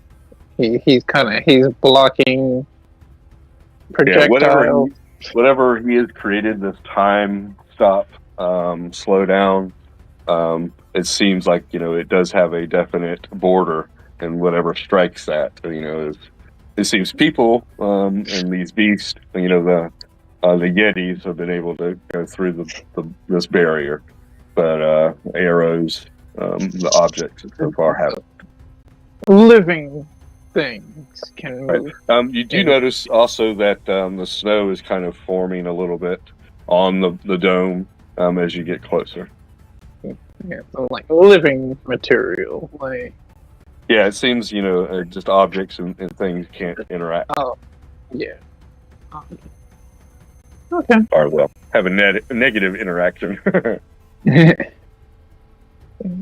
They're being repelled or blocked. Any type of just physical, living matter. That's the word I was saying. Living matter. Gotcha. Kellum, you'll be dropping in next turn. Anything you want to do? Ashura, then we'll just kind of go down the line. until people are able to, or what have you. So, Ashra, what would you like to do? You've kind of determined and seen the arrows, seen that this is psychic dude on the ground. He seems to be in a lot of pain and such. As you see this, Right. And Ashra, I was looking through. I was like, I have nothing of my spells that can get me that I can do from this range. And I was like, there's one. I got one spell that I could do from long range, but it'd be a disadvantage. Ashra seeing this and then seeing, her boys drop in. She's got to be near because she's medic support, so she's got to be. So she's gonna see if she can get the eagle to get close enough, and she's gonna drop in. Okay. So you're gonna urge the eagle to get you closer. Mm-hmm. Okay.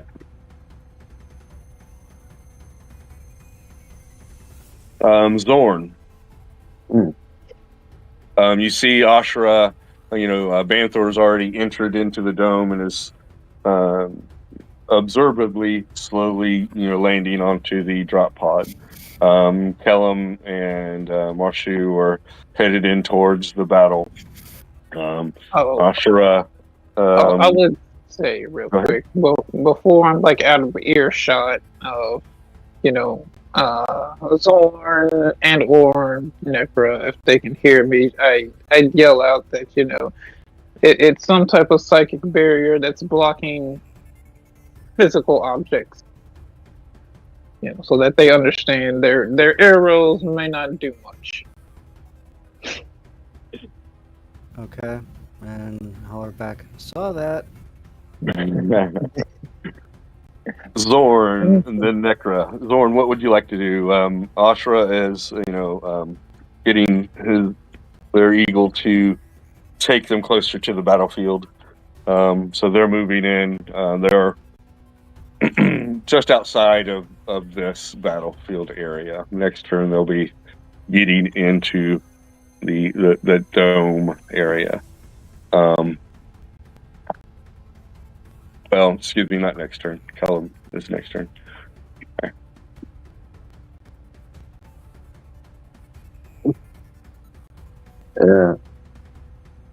Zorn will grumble about crazy magic users in Draconic and urge his mount to go faster. Heard that! Didn't mean you. For Maxie. Let's see. All right. Fixed. All right. Yeah, it should be fixed. Yes.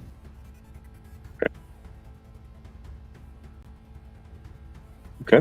Necra, do you want to stay on the eagle or to be dropped at some point before the battlefield? I would like the eagle to throw me through the barrier if possible. Okay. So y'all are going to be taken closer. Basically, all three of these guys will take you to the battlefield. That will happen next turn. Banthor, what would you like to do? You were speeded up in comparison to everybody else. I will. Well, how tall is this ship? So you're it's about 20 feet. Okay.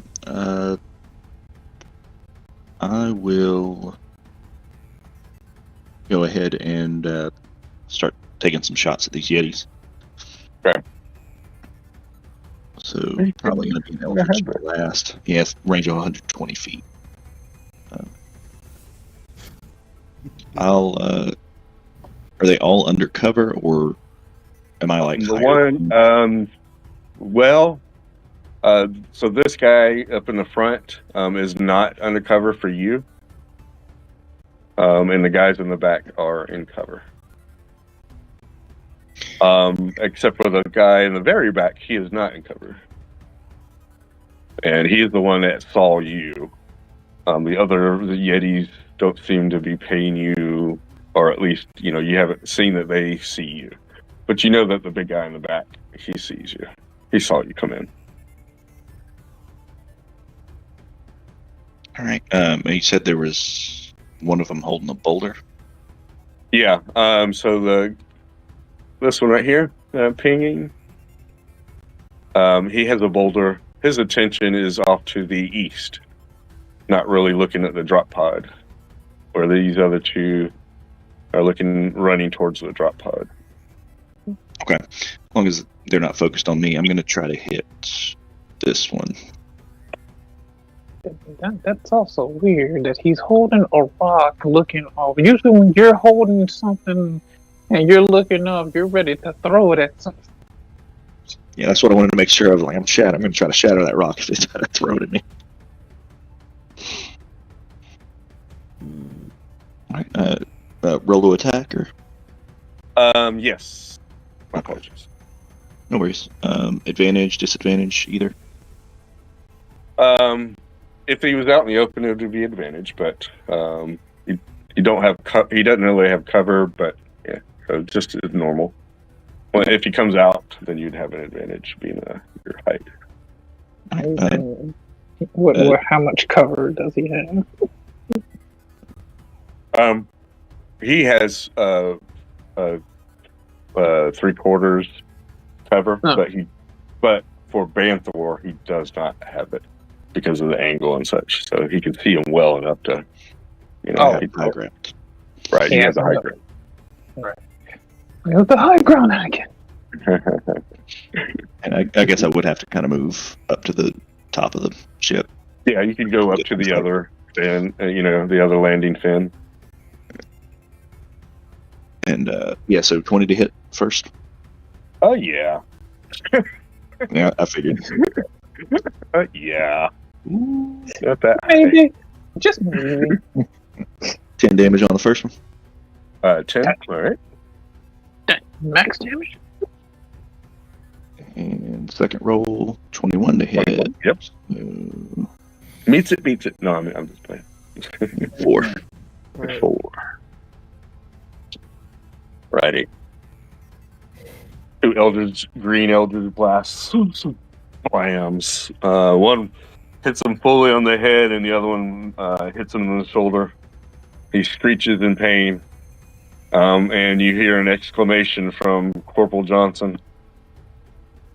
Basically like a question and a curse at the same time. WTF? What the heck? Right.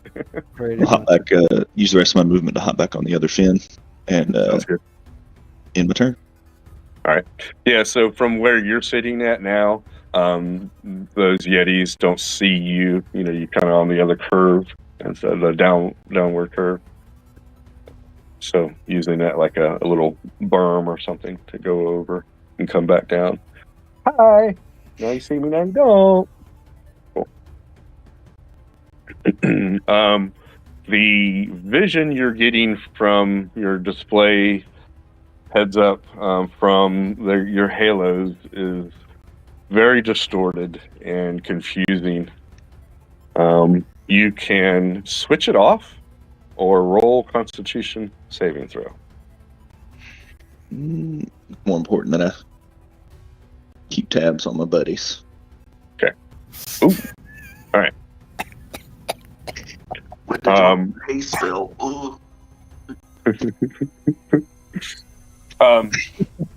You can re-roll somehow or have disadvantage. Inspiration. I'll burn my inspiration. Okay. Don't fail me, inspiration. You fail. Oh, Maybe. Oh. All you needed is a 10, and you made it. It didn't fail you. Right.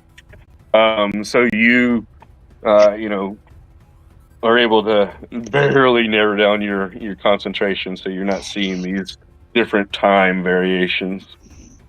As they're out of time, as you're out of time from them and such. the information coming to you is distorted and confusing. But you're able to, oh, well, okay, all right. Don't throw up.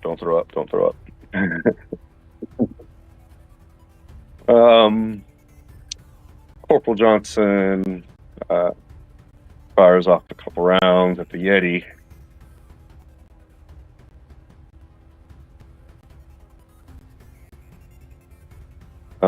Missing the first one horribly, but hitting with the second shot.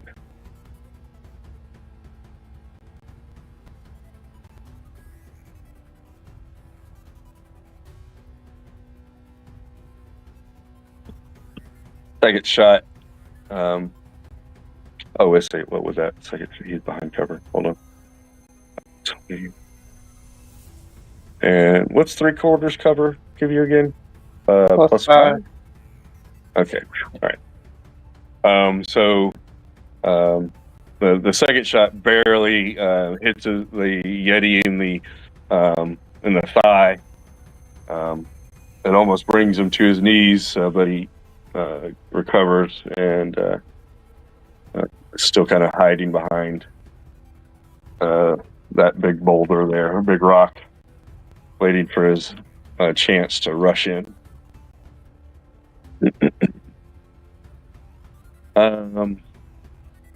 Maxie. She's going to be behind with Kellum. So y'all can drop in this turn. Maxie, what would basically on the edge of the battlefield, where would Maxie like to come into?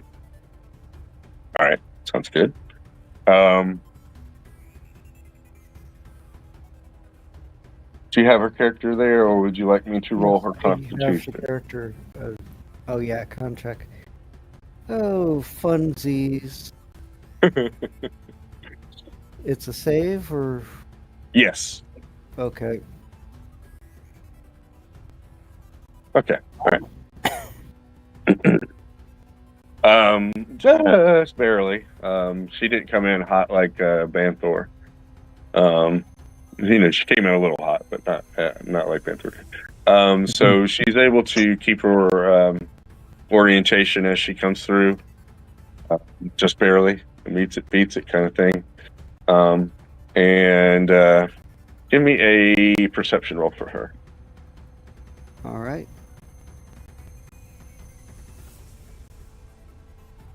All right. So she notices this Yeti, is looking, scanning, excuse me, the battlefield, pretty much in this zone.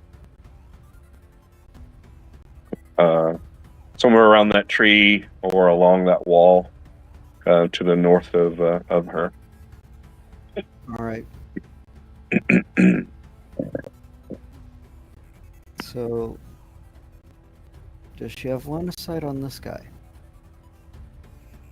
Yeah. He is basically pushed himself, especially since he just got shot in the thigh. So he's kind of pushed himself more on the other side, of that boulder. So he's probably got his butt sticking out. All right. Let's see if she can hit such a large target. Okay. Broadside on the bar. Apparently. Yeah, 27. That'll be a hit. That's yeah.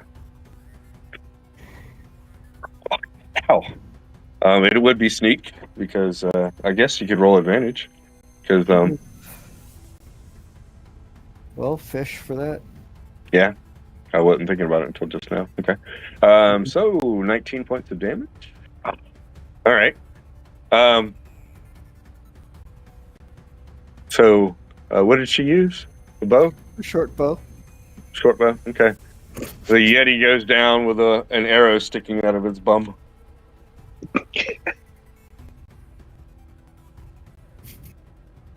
Corporal Johnson, just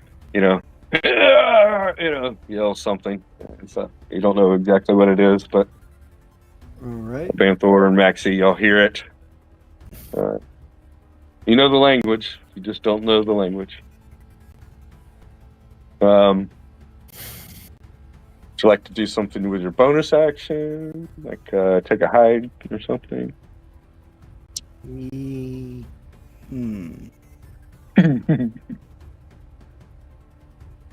Actually, what should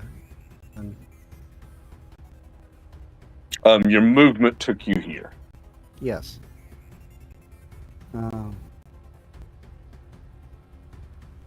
Yeah, might as well hide. Just- Go ahead and roll that for me, Okay. And that's a stealth check. please. Mm-hmm. Nice. Dang. Maxie's on it. She's on it. Nice. Yeah, Alright. unfortunately, that's kind of betwixt these two characters the norm. I mean, when you have a plus 11. Plus 11 on both, and Necro has advantage.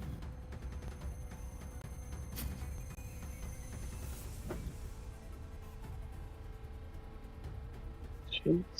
There we go. What's my plus 11?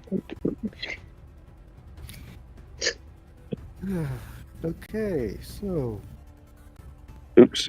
That's not what I wanted to do. Sorry. Where do you go? You go right there.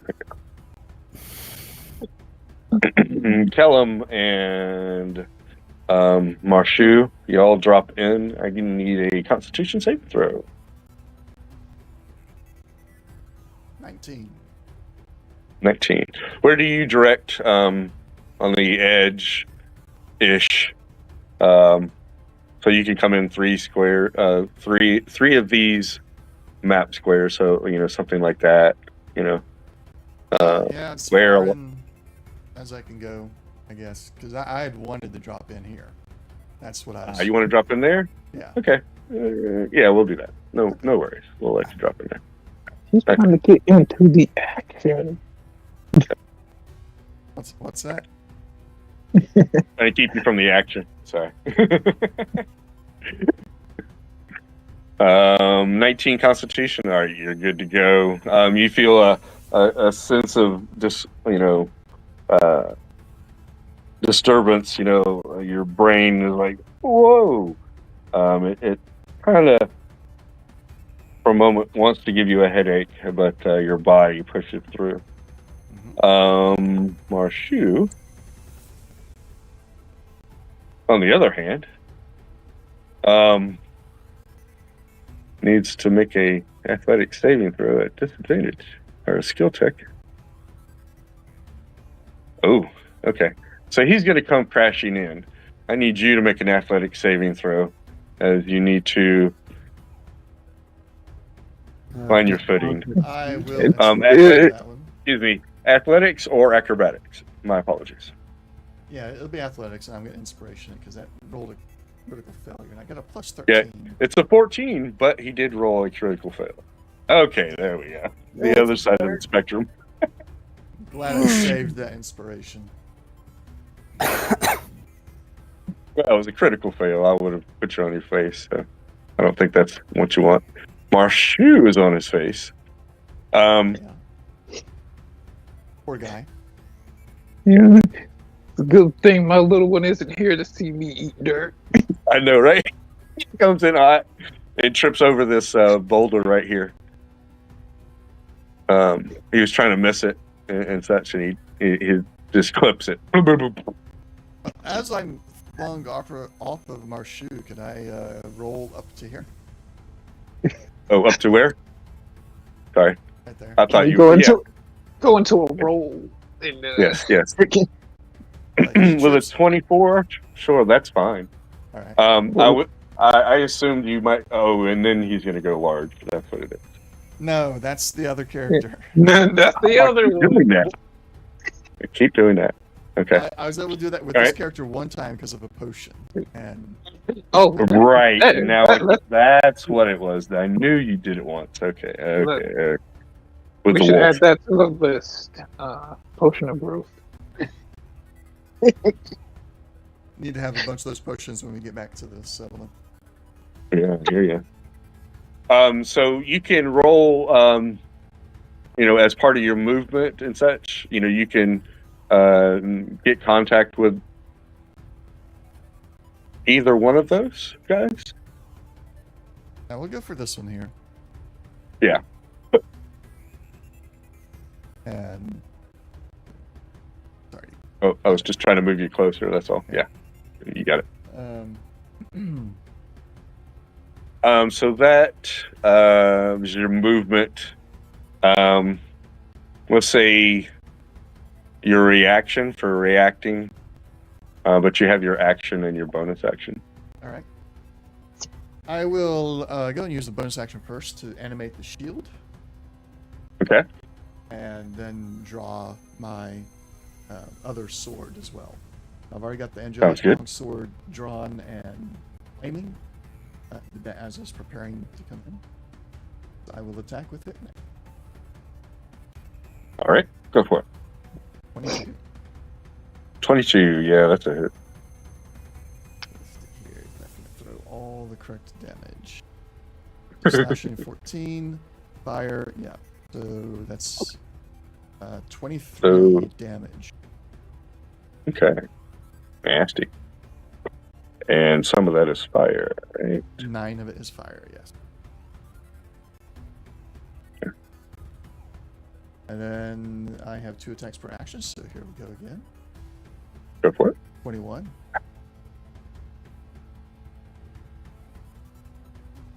That hit. That's a hit. All right. And that's another 20 damage, 9 of it fire. Okay. So the first strike almost wounded him. The second strike almost put him on the ground. I need to make a morale. Shoo, there we go. Morale check.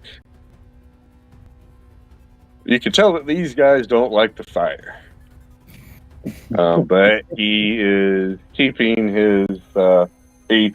It looks like he's about to turn around, and then he sees the big guy behind him, and he turns back around towards you. Okay. Like, yeah, never mind. I'm dead either way. Let's do this. Yeah. Okay. All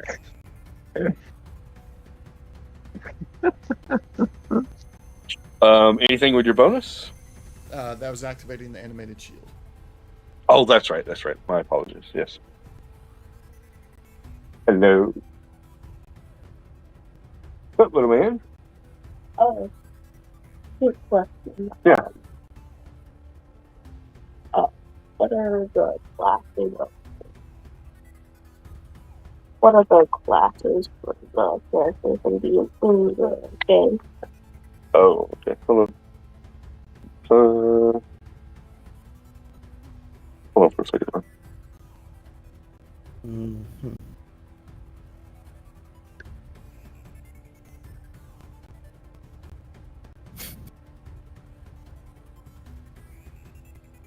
Well, it's going to be interesting when this fight ends. If elves are still alive. Let's see. So, all right. Marshu is going to get up on his feet. And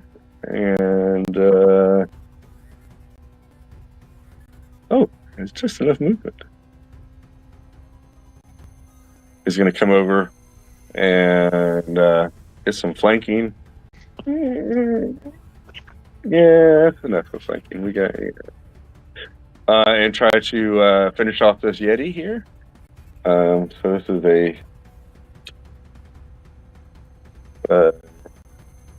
okay. That failed. But he has 2 attacks. All right, cool. All right, that was second one hit. Okay. The Yeti takes spikes to the face and falls to the ground dead.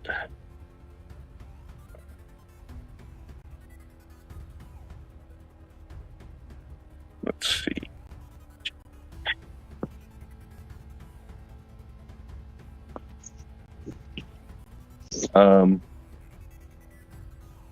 Tell him. Give me a perception roll. Yeah, it's just a straight perception roll. That's a dirty 20. 20. All right, cool.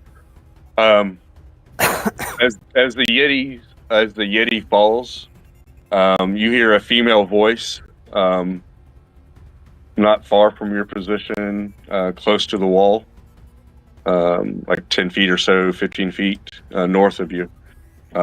Make some kind of curse in the language that Necra usually that Necra used to speak in. In fact, you're pretty sure that it was Necra that made that curse.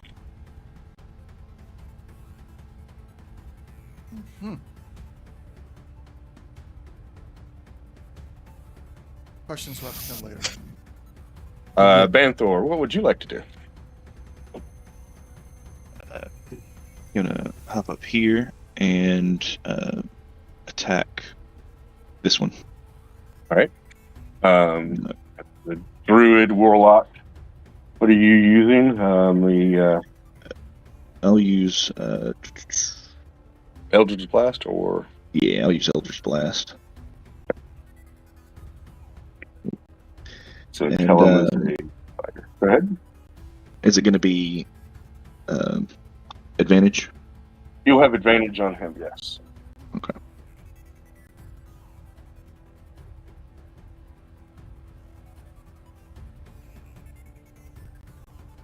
Mm. 12. No. Okay. Okay. He swats the first one away with his right hand. 21. All right. As he's swatting this one, he's unexpected. The second one smacks him in the chest.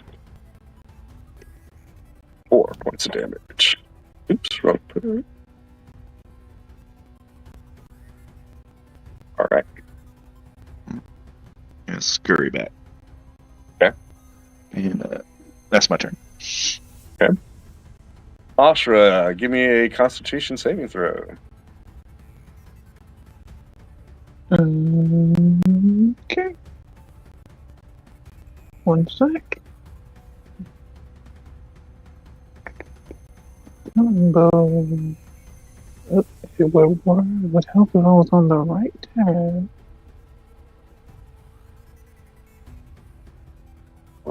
Ashra's playing a changeling cleric? No. Sorcerer, excuse me. Oh god, that's a 10. I'm gonna re-roll that. I'm gonna use inspo. All right. Their character can use arcane and clerical spell. 27. 27. Okay. Your eagle comes in and drops you off at the edge of this. So they're unwilling to go inside, and you come in. What was your objective? You wanted to keep an eye on the corporal? No, she wanted to be able to be near her boys, so if she needs to heal them, she needs to be in range. Okay, all right. So I mean, yeah, she's keeping her eyes on these strangers, but she needs to support her boys that are in the melee. Yeah. Okay. So the dropship is basically in the middle of this. So you want to be like behind the dropship, on the other, on the opposite side of the Yetis, basically, I guess, or on the outskirts. I mean, where's Banthor? Banthor is on top of the dropship, and Necra and Zorn. What are y'all? Y'all are basically the three of y'all are all coming in together. So y'all can decide if you want to come in at the same places. Y'all can have a conversation if the three of y'all would like to about that. So the three of y'all are coming in. Necra, Zorn, y'all can go ahead and if you want to drop in where you want to drop in, and that way We can, say, okay, Ashra says, she wants to be here, or they want to be there. Yeah, Asha's gonna try to drop close to Manthor, so if she can drop on top of the drop ship next Okay. time, yeah. All right, you can do that. Okay. So you drop in on top of the drop ship. You said you rolled a 20-something for your constitution? 27. Okay, all right. You feel a flicker of difference in the time, but your bloodline strengthens you, and you're like, maybe somebody in my past has maybe messed with time or something. You drop in next to Banthor, and you hear, Corporal Johnson down there on the ground, yelling profanities in some foreign language, at these Yetis and such. Okay. I'm gonna take a shot at one of the Yetis. I got 120 range, so. Ooh! Okay. I'm gonna see if I can hit. Not that one. Not that one. There you are. I'm gonna shoot with the Sorcerer's Burst. 28? Yep, 28. Oh, so close to us. So close. Yep, one more. Would have been a crit. Okay, our damage is 8. And that's gonna be fire damage. Okay.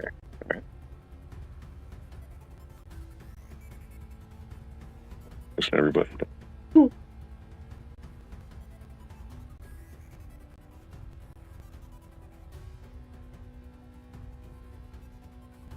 right.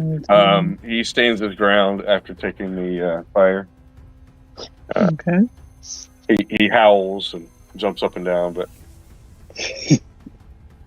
That is quite alright. We're gonna try to bonus action fire guns. Because why not? But it's fun. That's why. Let's see. he's got a bonus action spell called Finger Gun. You just hold You your finger. said 18? That will hit. Okay. Come on. Roll the damage.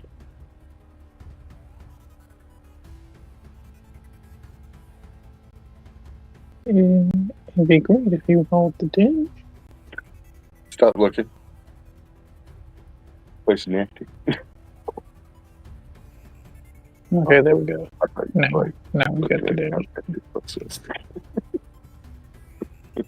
We got 11 force damage. 11. Okay. All right.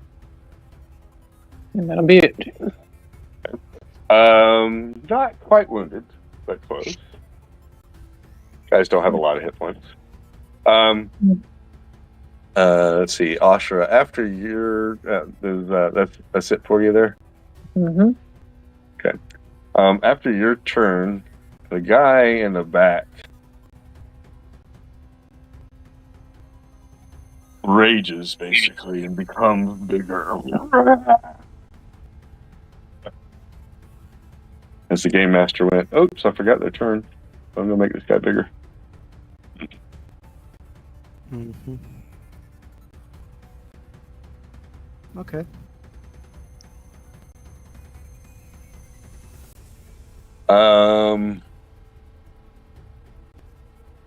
Helen, you hear footsteps run from near your position towards the Yeti, and a zipping noise.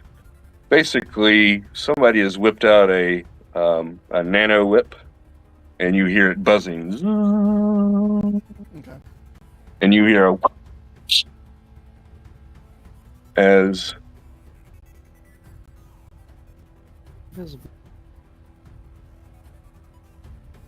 Okay, cool. At least one of them hit. Dang, yeah. At advantage. One of the Yeti's left, let's say his left hand, separates from his body and flies off and strikes the wall.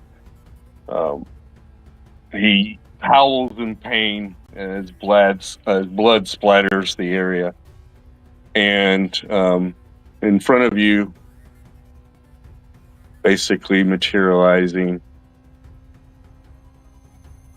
is a slightly older Necra in different gear and different hairstyle. But you can swear it's Necra. Oh, wait. Huh? As she wields a nano whip in both hands. As she swings it around herself in a defensive posture. Is this defensive posture directed towards me or the Yetis? No, she is engaged with the Yeti. Okay.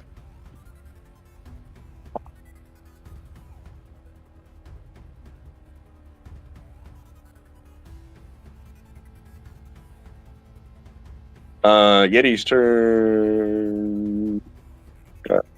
He's going to counter strike, retaliate. He's going to try to bite her and misses, and then swing at her and misses. He almost catches her with a swing, but she dodges to the side. She's quite nimble.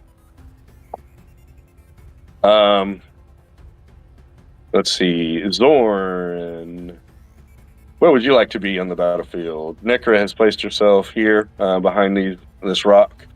Banthor and Ashura are up on the dropship. And Kellum and Marshu are up front. Fighting. Yeah, I think I would like to be right around here. All right. I can't move my token. There we are. Okay, wait a second. Maybe this might be an old token. Let me check. Oh, yeah, not controlled by anybody. All right, give me a second, John. Sorry. A second.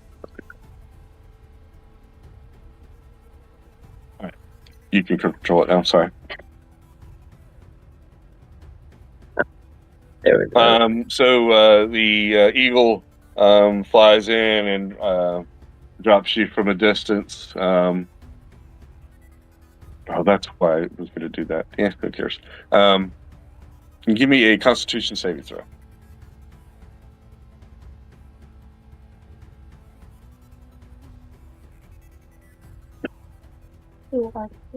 I'm probably going to be nauseous from this 8. Yes. So you'll have disadvantage this round. Unless you re-roll and get higher than a 10. Higher than a 14, sorry.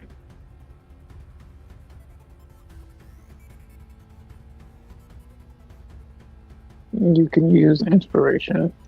Yeah, you can use inspiration or anything else that you have that might do that for you. Yeah, I'll burn an inspiration to try again. There we go. There's the 16. Right. Okay. For a moment, the Wood Elf Ranger, feels like he's about to hurl as he lands upon the drop ship, and then he quickly recovers himself. Not in the middle of the battle. And who do you wish to fire upon? You see, it seems to be Necra fighting a very large Yeti in the back, and then there's a Yeti hiding behind a tree. He will have cover, the one hiding behind the tree, even from your vantage point.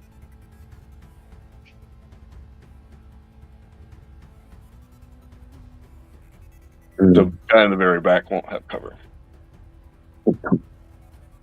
Oh.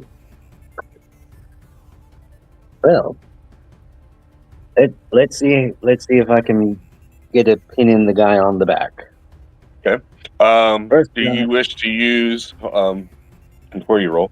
Do you wish to use your new feat with the +5 penalty, but the +10 to damage? -5 penalty. -5, excuse me. Penalty. I think I said +5 penalty, so that's what I think. Mhm. That was my brain power. How do you want to handle that, Zorn? Because you tell me before you roll, and then you roll, and then we'll see what happens. Yeah, let's go with the new thing. Okay. Go ahead and re-roll that. All right. 21 at -5 is 16, right? Mhm. Alrighty. Just above it, his AC. Roll for damage.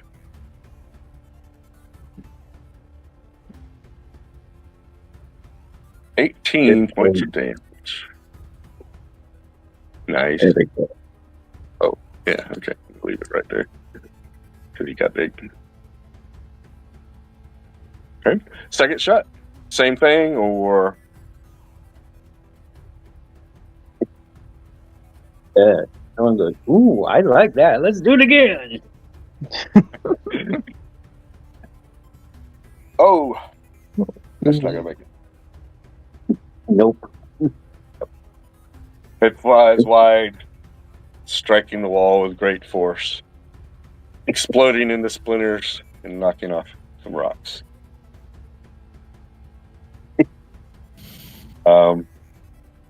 The Necra that's not Necra turns her head and yells at you. You can tell it's a curse. All right. True Necra, what you doing? You're standing up front fighting the Yeti, but you're back here with your bow. Right. So dropped there. So can I see this one? Yes, he does have cover. That's fine. It's 3/4, so disadvantage, right? Or is it +5 for? +5. Okay. All right. Fire one. Like the care. That's a crit. Is that a crit? Yes, it is. So Necra, we all have another ranger. A Shadakar Ranger Rogue. Would this qualify for advantage, though?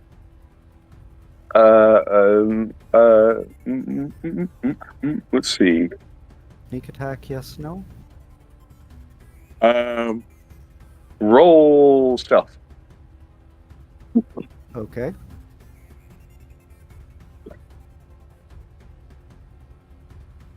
Of course I want the advantage.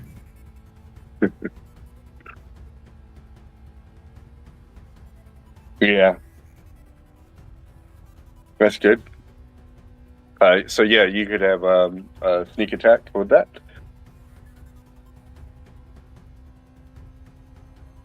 Is this an ice arrow? No, this is the regular. Sorry, I was just messing with you. So 18. Okay. Yep. And that's the first. So All right. That's a. How much damage did they do? Oh no, that was a crit. That's a crit. So that's That was a crit. My apologies. That's supposed to make it crunch. Yeah, crunch. So what's your sneak attack level? Is 2d6? checking now. Yeah. Okay. So that's 12, and then the arrow's a d8. So it's another 20 points. Alrighty. That being said, the first arrow strikes the Yeti in the side, Never mind. and he falls to the ground.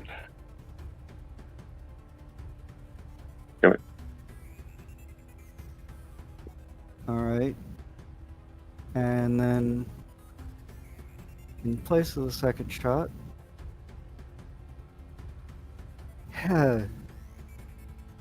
they kind of hear swearing in Elvish and then in deep speech. Shut that stupid field off, or I'm gonna put an arrow through your head. I get the armor.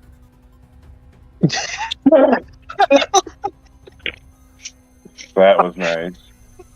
So he's a space marine here and such, and the fighter's like, "I want the armor." I'm not going to kill him, but you know. If he dies, though. If he so happens to get an arrow through the head, I could probably see Necra doing it, but I didn't see Callum doing it. But yeah, Necra, no. Necra knows how I don't much I know. want the armor. Right. She's willing to cross that line that I won't cross.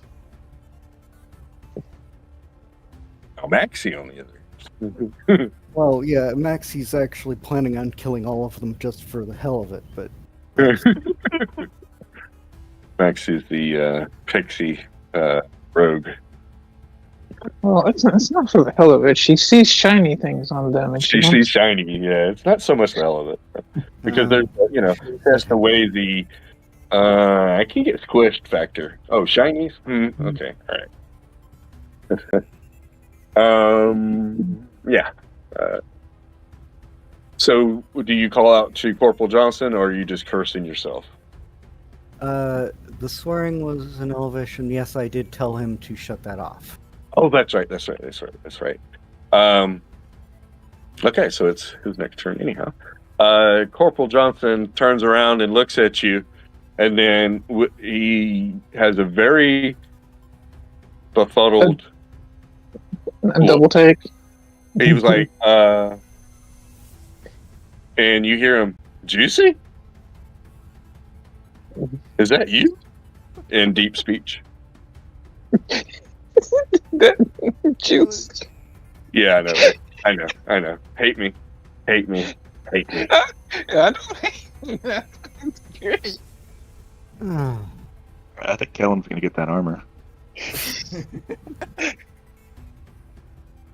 No. And got a target up that way. Wait a minute. Where are you over? And you're speaking in deep speak, right? Yeah, okay. Yes. So, his language. So and you see his eyes narrow back down to that, fighter, after his, initial WTF and such. So he fires 2 rounds. Actually, he's going to, since you're in the battle, he's going to rush up to the next cover and take a shot at the big Yeti in the back. 11. Okay, that's a dirty 20 on the second one. The first one, this first shot just goes wild.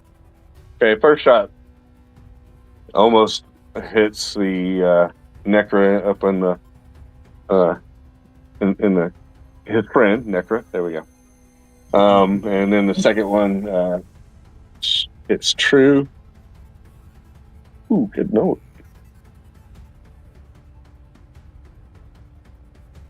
Blood splatters as the second round connects. Boom, boom. He fires his gun.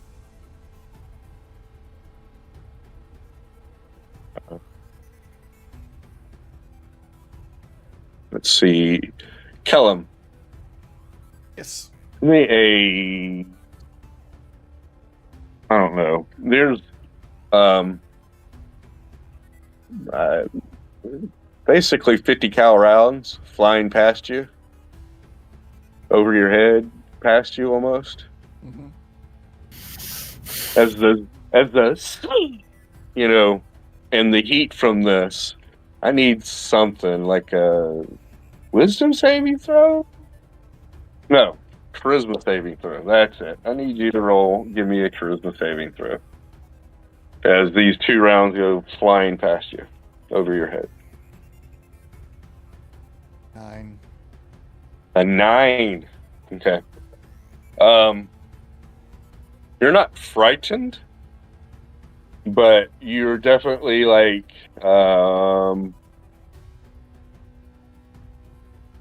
need you see the need to stay out of the line of fire, because you hear the boom boom, and then these rounds come whizzing past you almost immediately. Well, I guess immediately. Yeah, but she's up there. Yes, she is. She's But you're like, you know, and if I get in front of this guy, he's gonna hit me. And then So I'll have an you're excuse to concerned shoot about him. I'm sorry. If he hits me, I'll have an excuse to go after him and get that armor. There you go. Alrighty, Maxie, what's she up to? The big guy in the back seems the only thing that stirs. Mm-hmm. All right.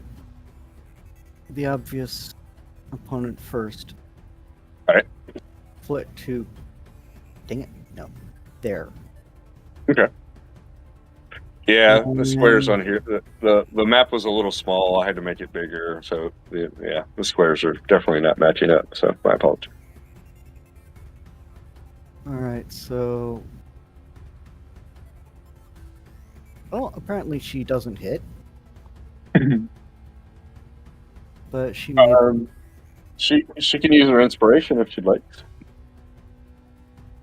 Might as well.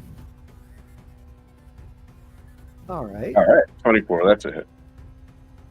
And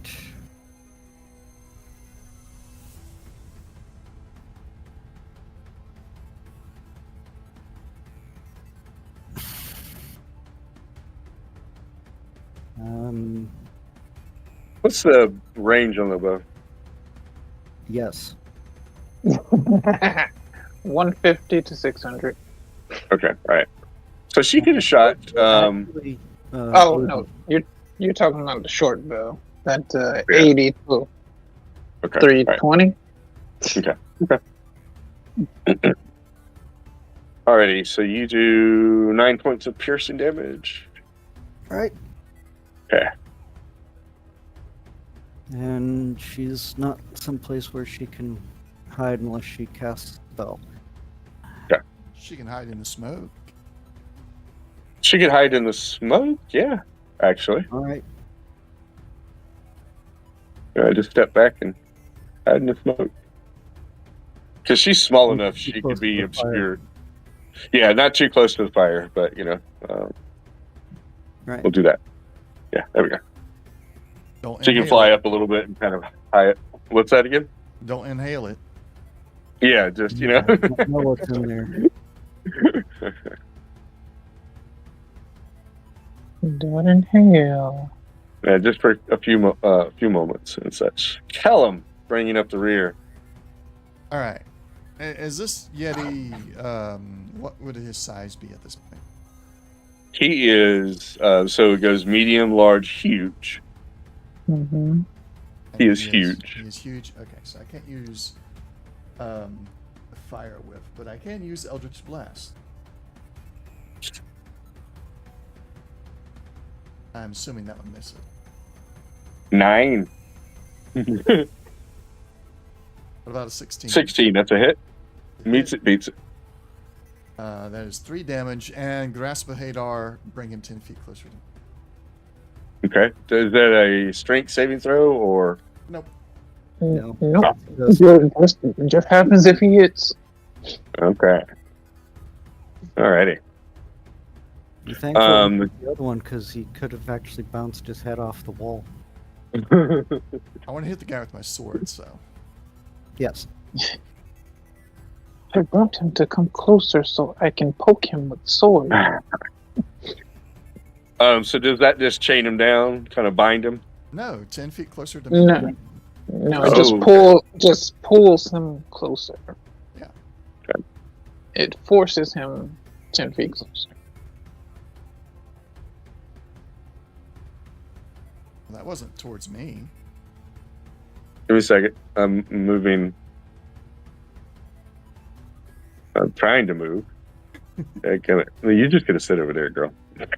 All right. Oh, that's not what I wanted to do. Give me a second. Phew. There we go. Aha. There we go.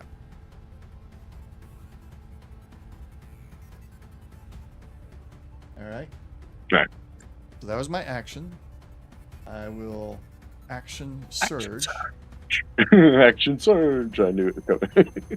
And with the Action surge. flame sword with her on the other side, it's now a Advantage. okay, so Yep. 24's first one. All right, that hits. 19 damage, 5 of it is fire. All right. Second attack with the sword, rolling with advantage. Ooh. 30 So close. or 19. Wow. Yeah, 30. Yeah, 19. So close. You're like 30? That's not a crit? Good lord. Goodness. I mean, it hits. Okay. 19, 6 of it is fire. Another 19. Alrighty. Okay.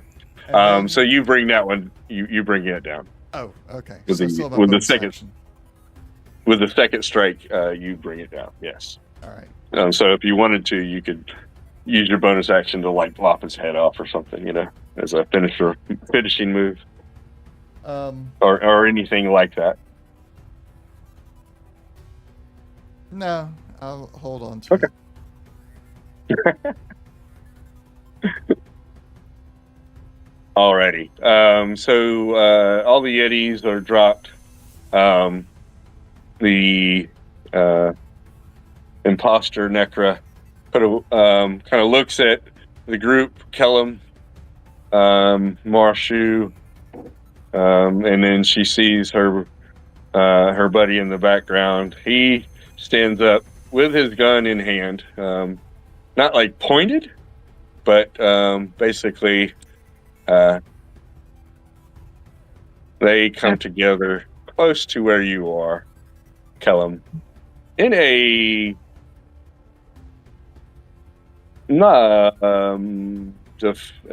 let's say in a Ready stance. ready stance. Thank you, sir. That's what I was looking for. My shield also stays between the gun and me. The bang thing is my shield is staying between the bang, the loud bang, and Right, the noise, the boomstick. yeah. It's thunder rod. No, that doesn't sound right. That weird crossbow looking thing. Yeah. Yes, yes, a loud crossbow. There we go. Kellum will, in an attempt to show that we're not hostile yet, will deactivate the flame on his angelic sword and sheath his offhand sword and grab the shield out of the air. Okay. He looks at your gear and looks at your swords, plural, and the shield that you just kind of, grab out of it. You can see the, I could use those well, kind of look in his eyes, and such. And then he looks up at you and he goes, this might be, so,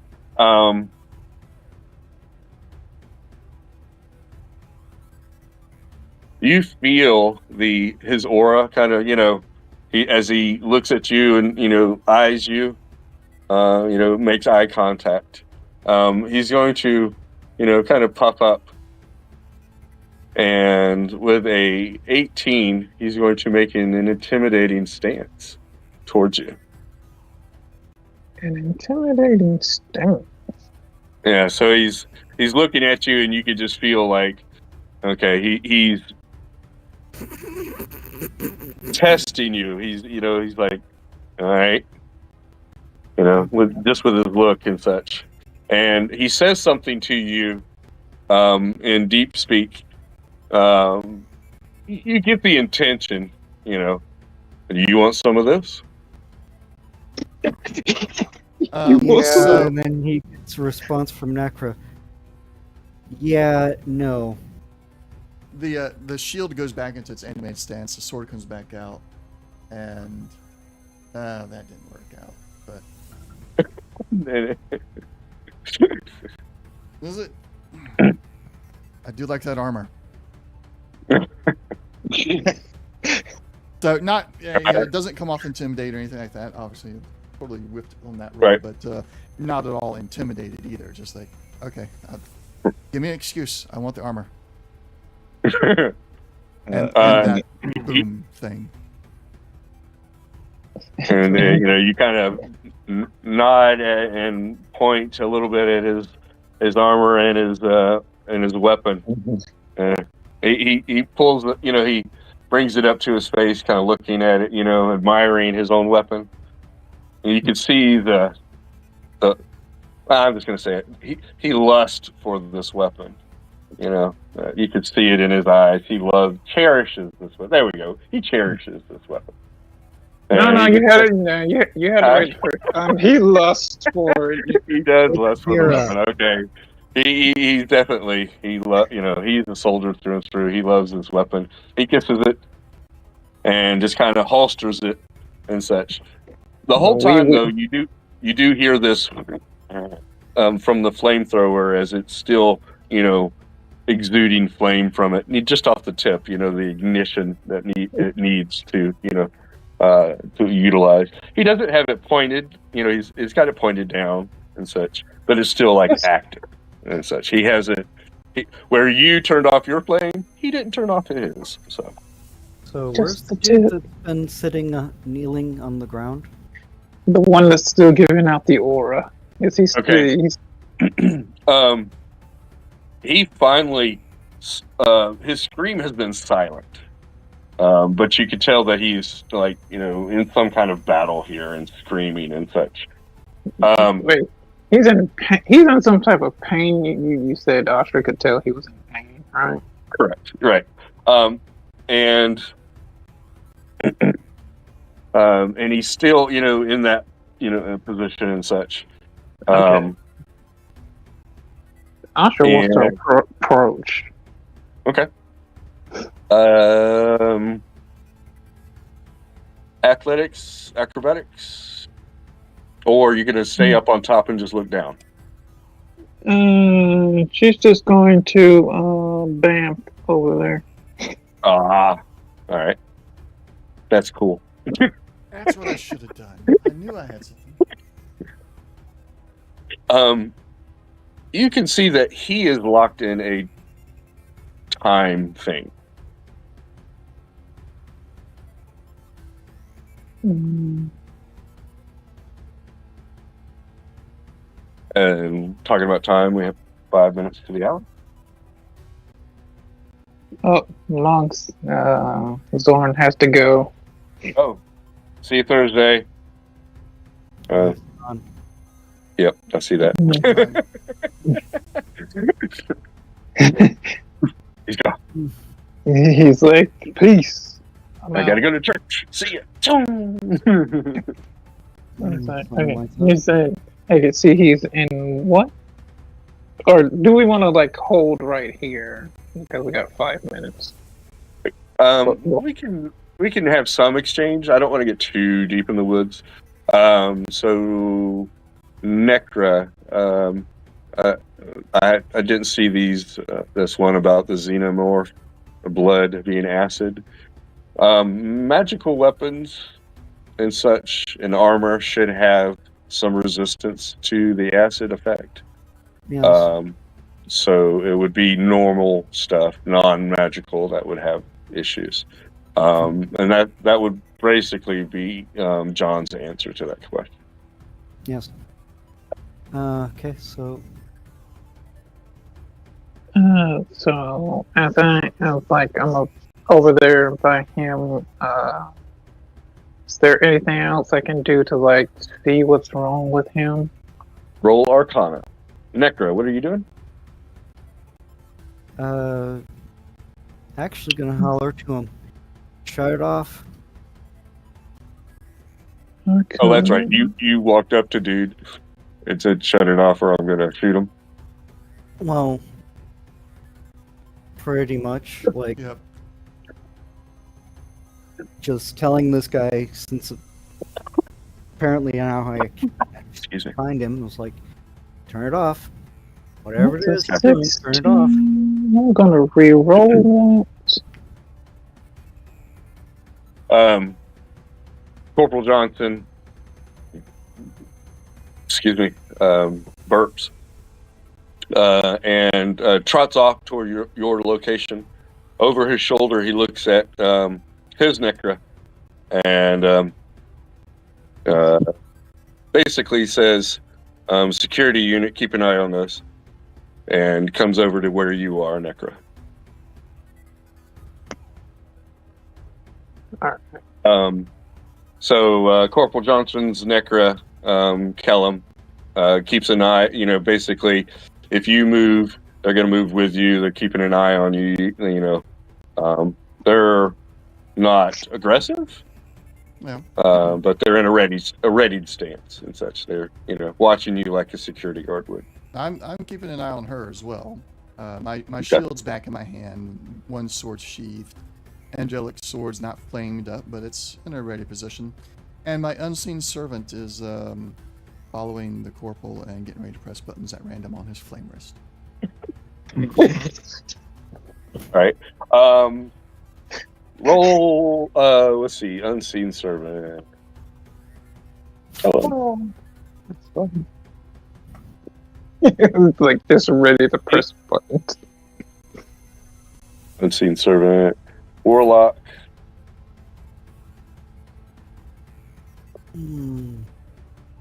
Did you do it openly or surreptitiously? I turned towards Marshu. I turned towards Marshu. Yes. Like I was talking to him and spoke the words to summon it. Okay. Give me a sleight of hand with advantage.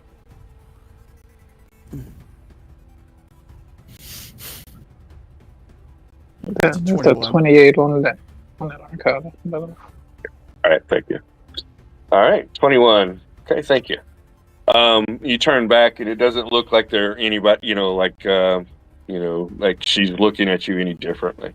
So you're pretty sure you got away with it.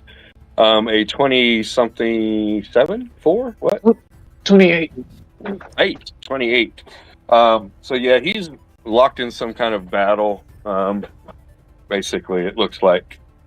And Corporal Johnson kind of trots over to you, his comrade, and has his hand on his pistol and such. You can see him looking at Necra.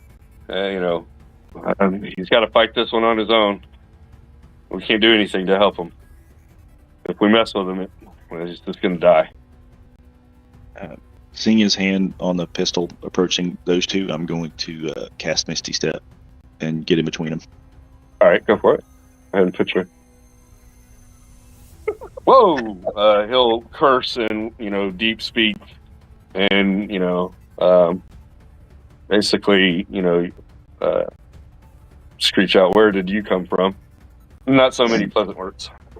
And I'm Right. looking back at the movies that I was seeing earlier and just go, Uh-huh.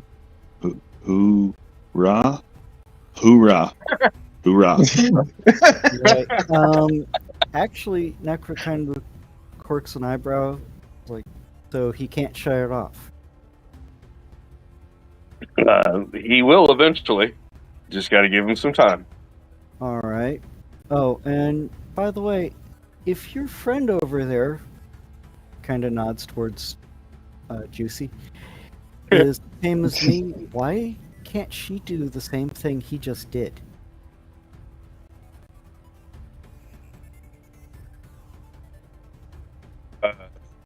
Come again? If she's exactly like me, then why can't she do exactly what he just did? Why can't she ban, basically? she's maybe different than you. There's a bunch of different models. Or variations. Excuse me, he doesn't say models, but variations. Mm-hmm. Oh, wow. And So they're speaking in deep speak.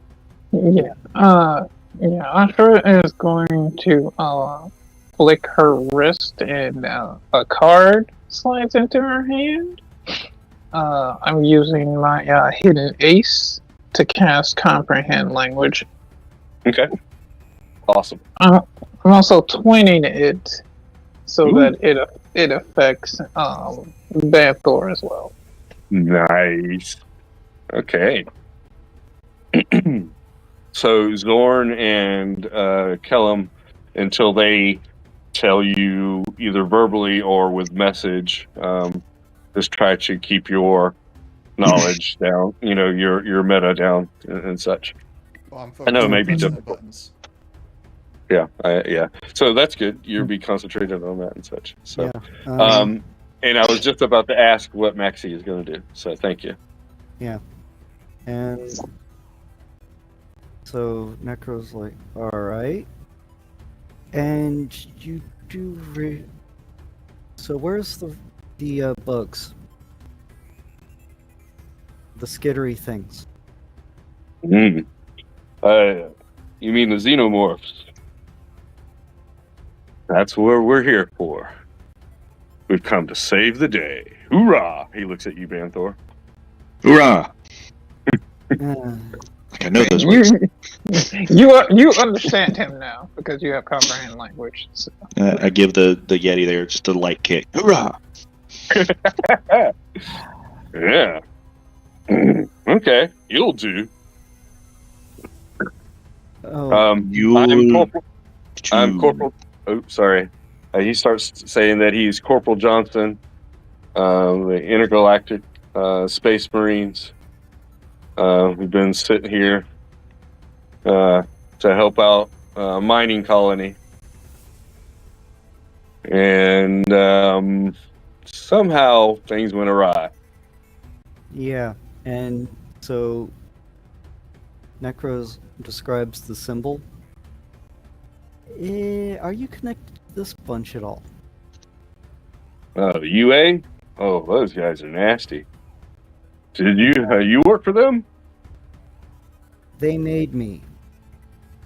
And I'm trying to eradicate every trace of their existence on this planet. He puts his hand up on the drop ship. Boom, boom. Well, if everything goes right, we got the firepower right here. And that's when his Necra starts to walk over towards the group. I'm guessing, Kellum, you'll follow?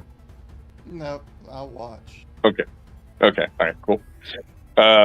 So, you could tell that she's kind of keeping an eye on, backward glance and such, making sure that, you don't sneak up on her or make any sudden movements and such. But she says, there's a complication. What sec unit? What are you talking about? Corporal Johnson says. Well, it seems in the descent, certain aspects of the Kentucky unit have been destroyed. I mean, I'm not going to say what Corporal Johnson says. He starts a long slur of curse words. Banthor, you haven't heard these words spoken before. Ashra, you're a little bit more learned and stuff. You've been outside of the Grove and you've read other books and things. You've heard some of the things, he might be saying.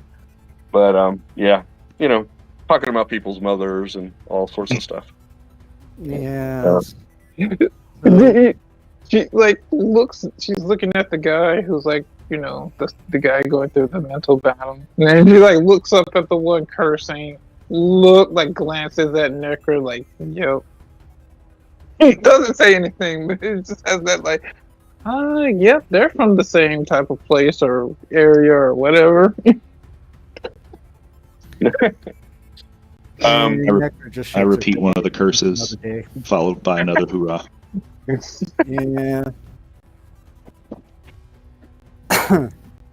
And I'm presuming these are pretty familiar curses for Kellum.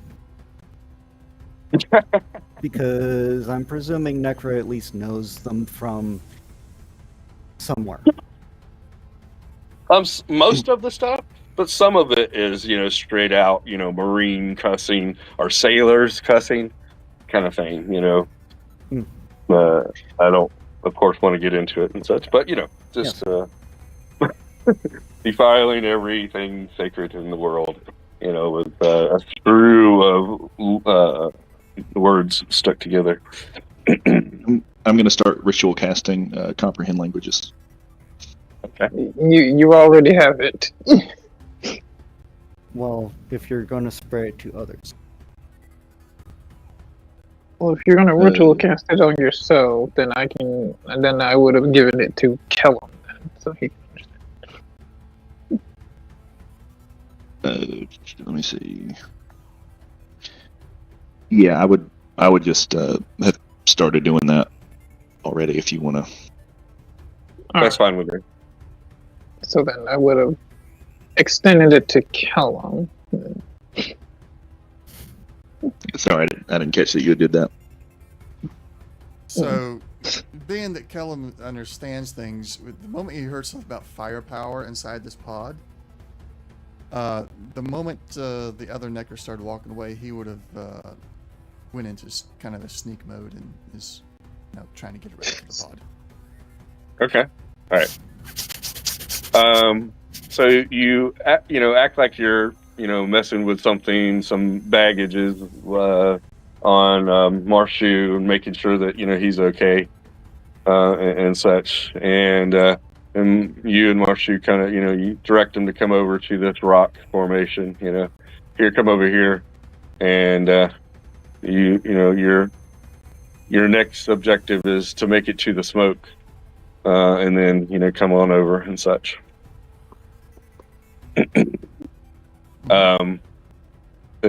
Seeing you move over there, she's going to move close next to Corporal Johnson, and she's going to start at 20 feet, 15 feet away or so. She's looking at you, Necra, but as you're looking back at this individual, there's something lacking personality-wise.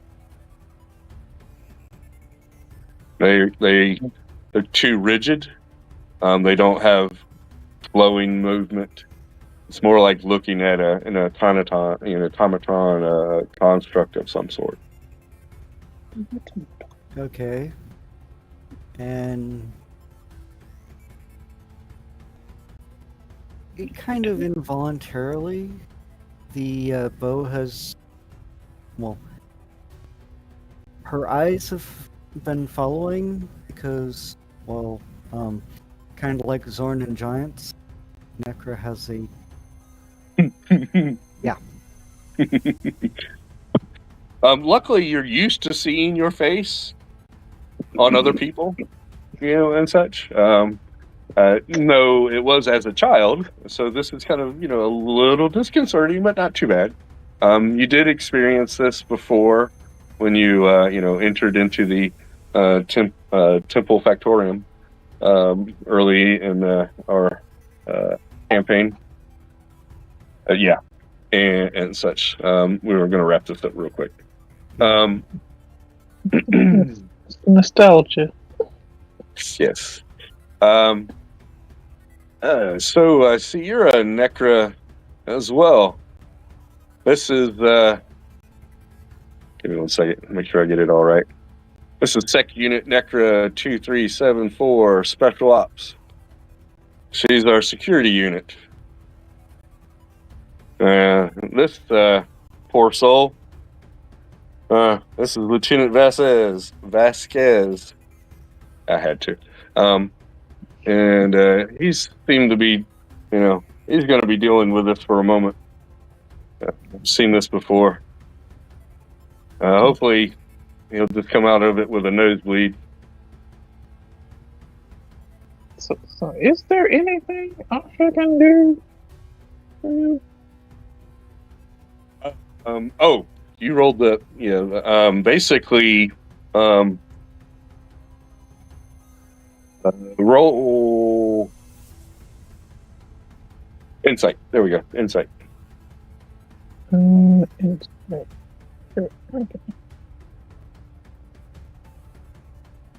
And then we'll make this the kind of one of the last things. All right. Yeah, we're gonna hold on. We're gonna re-roll that before you even speak. Okay, never mind. All right. What's your passive? 14. 14. Okay.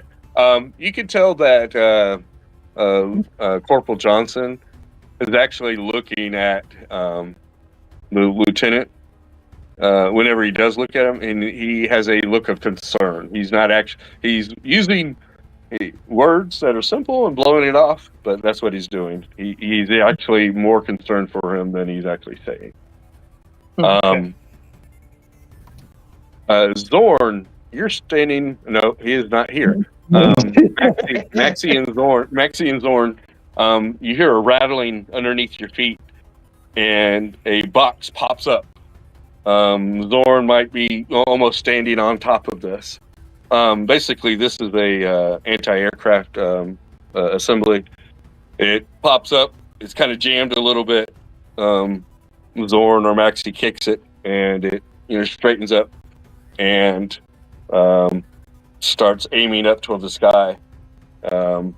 Corporal curses and pulls out some binoculars. We got some kind of ship incoming. Looks like like a personnel carrier. And with that, we'll meet up in 2 weeks. Right. Stop the session here. Cool. All right. Yeah. You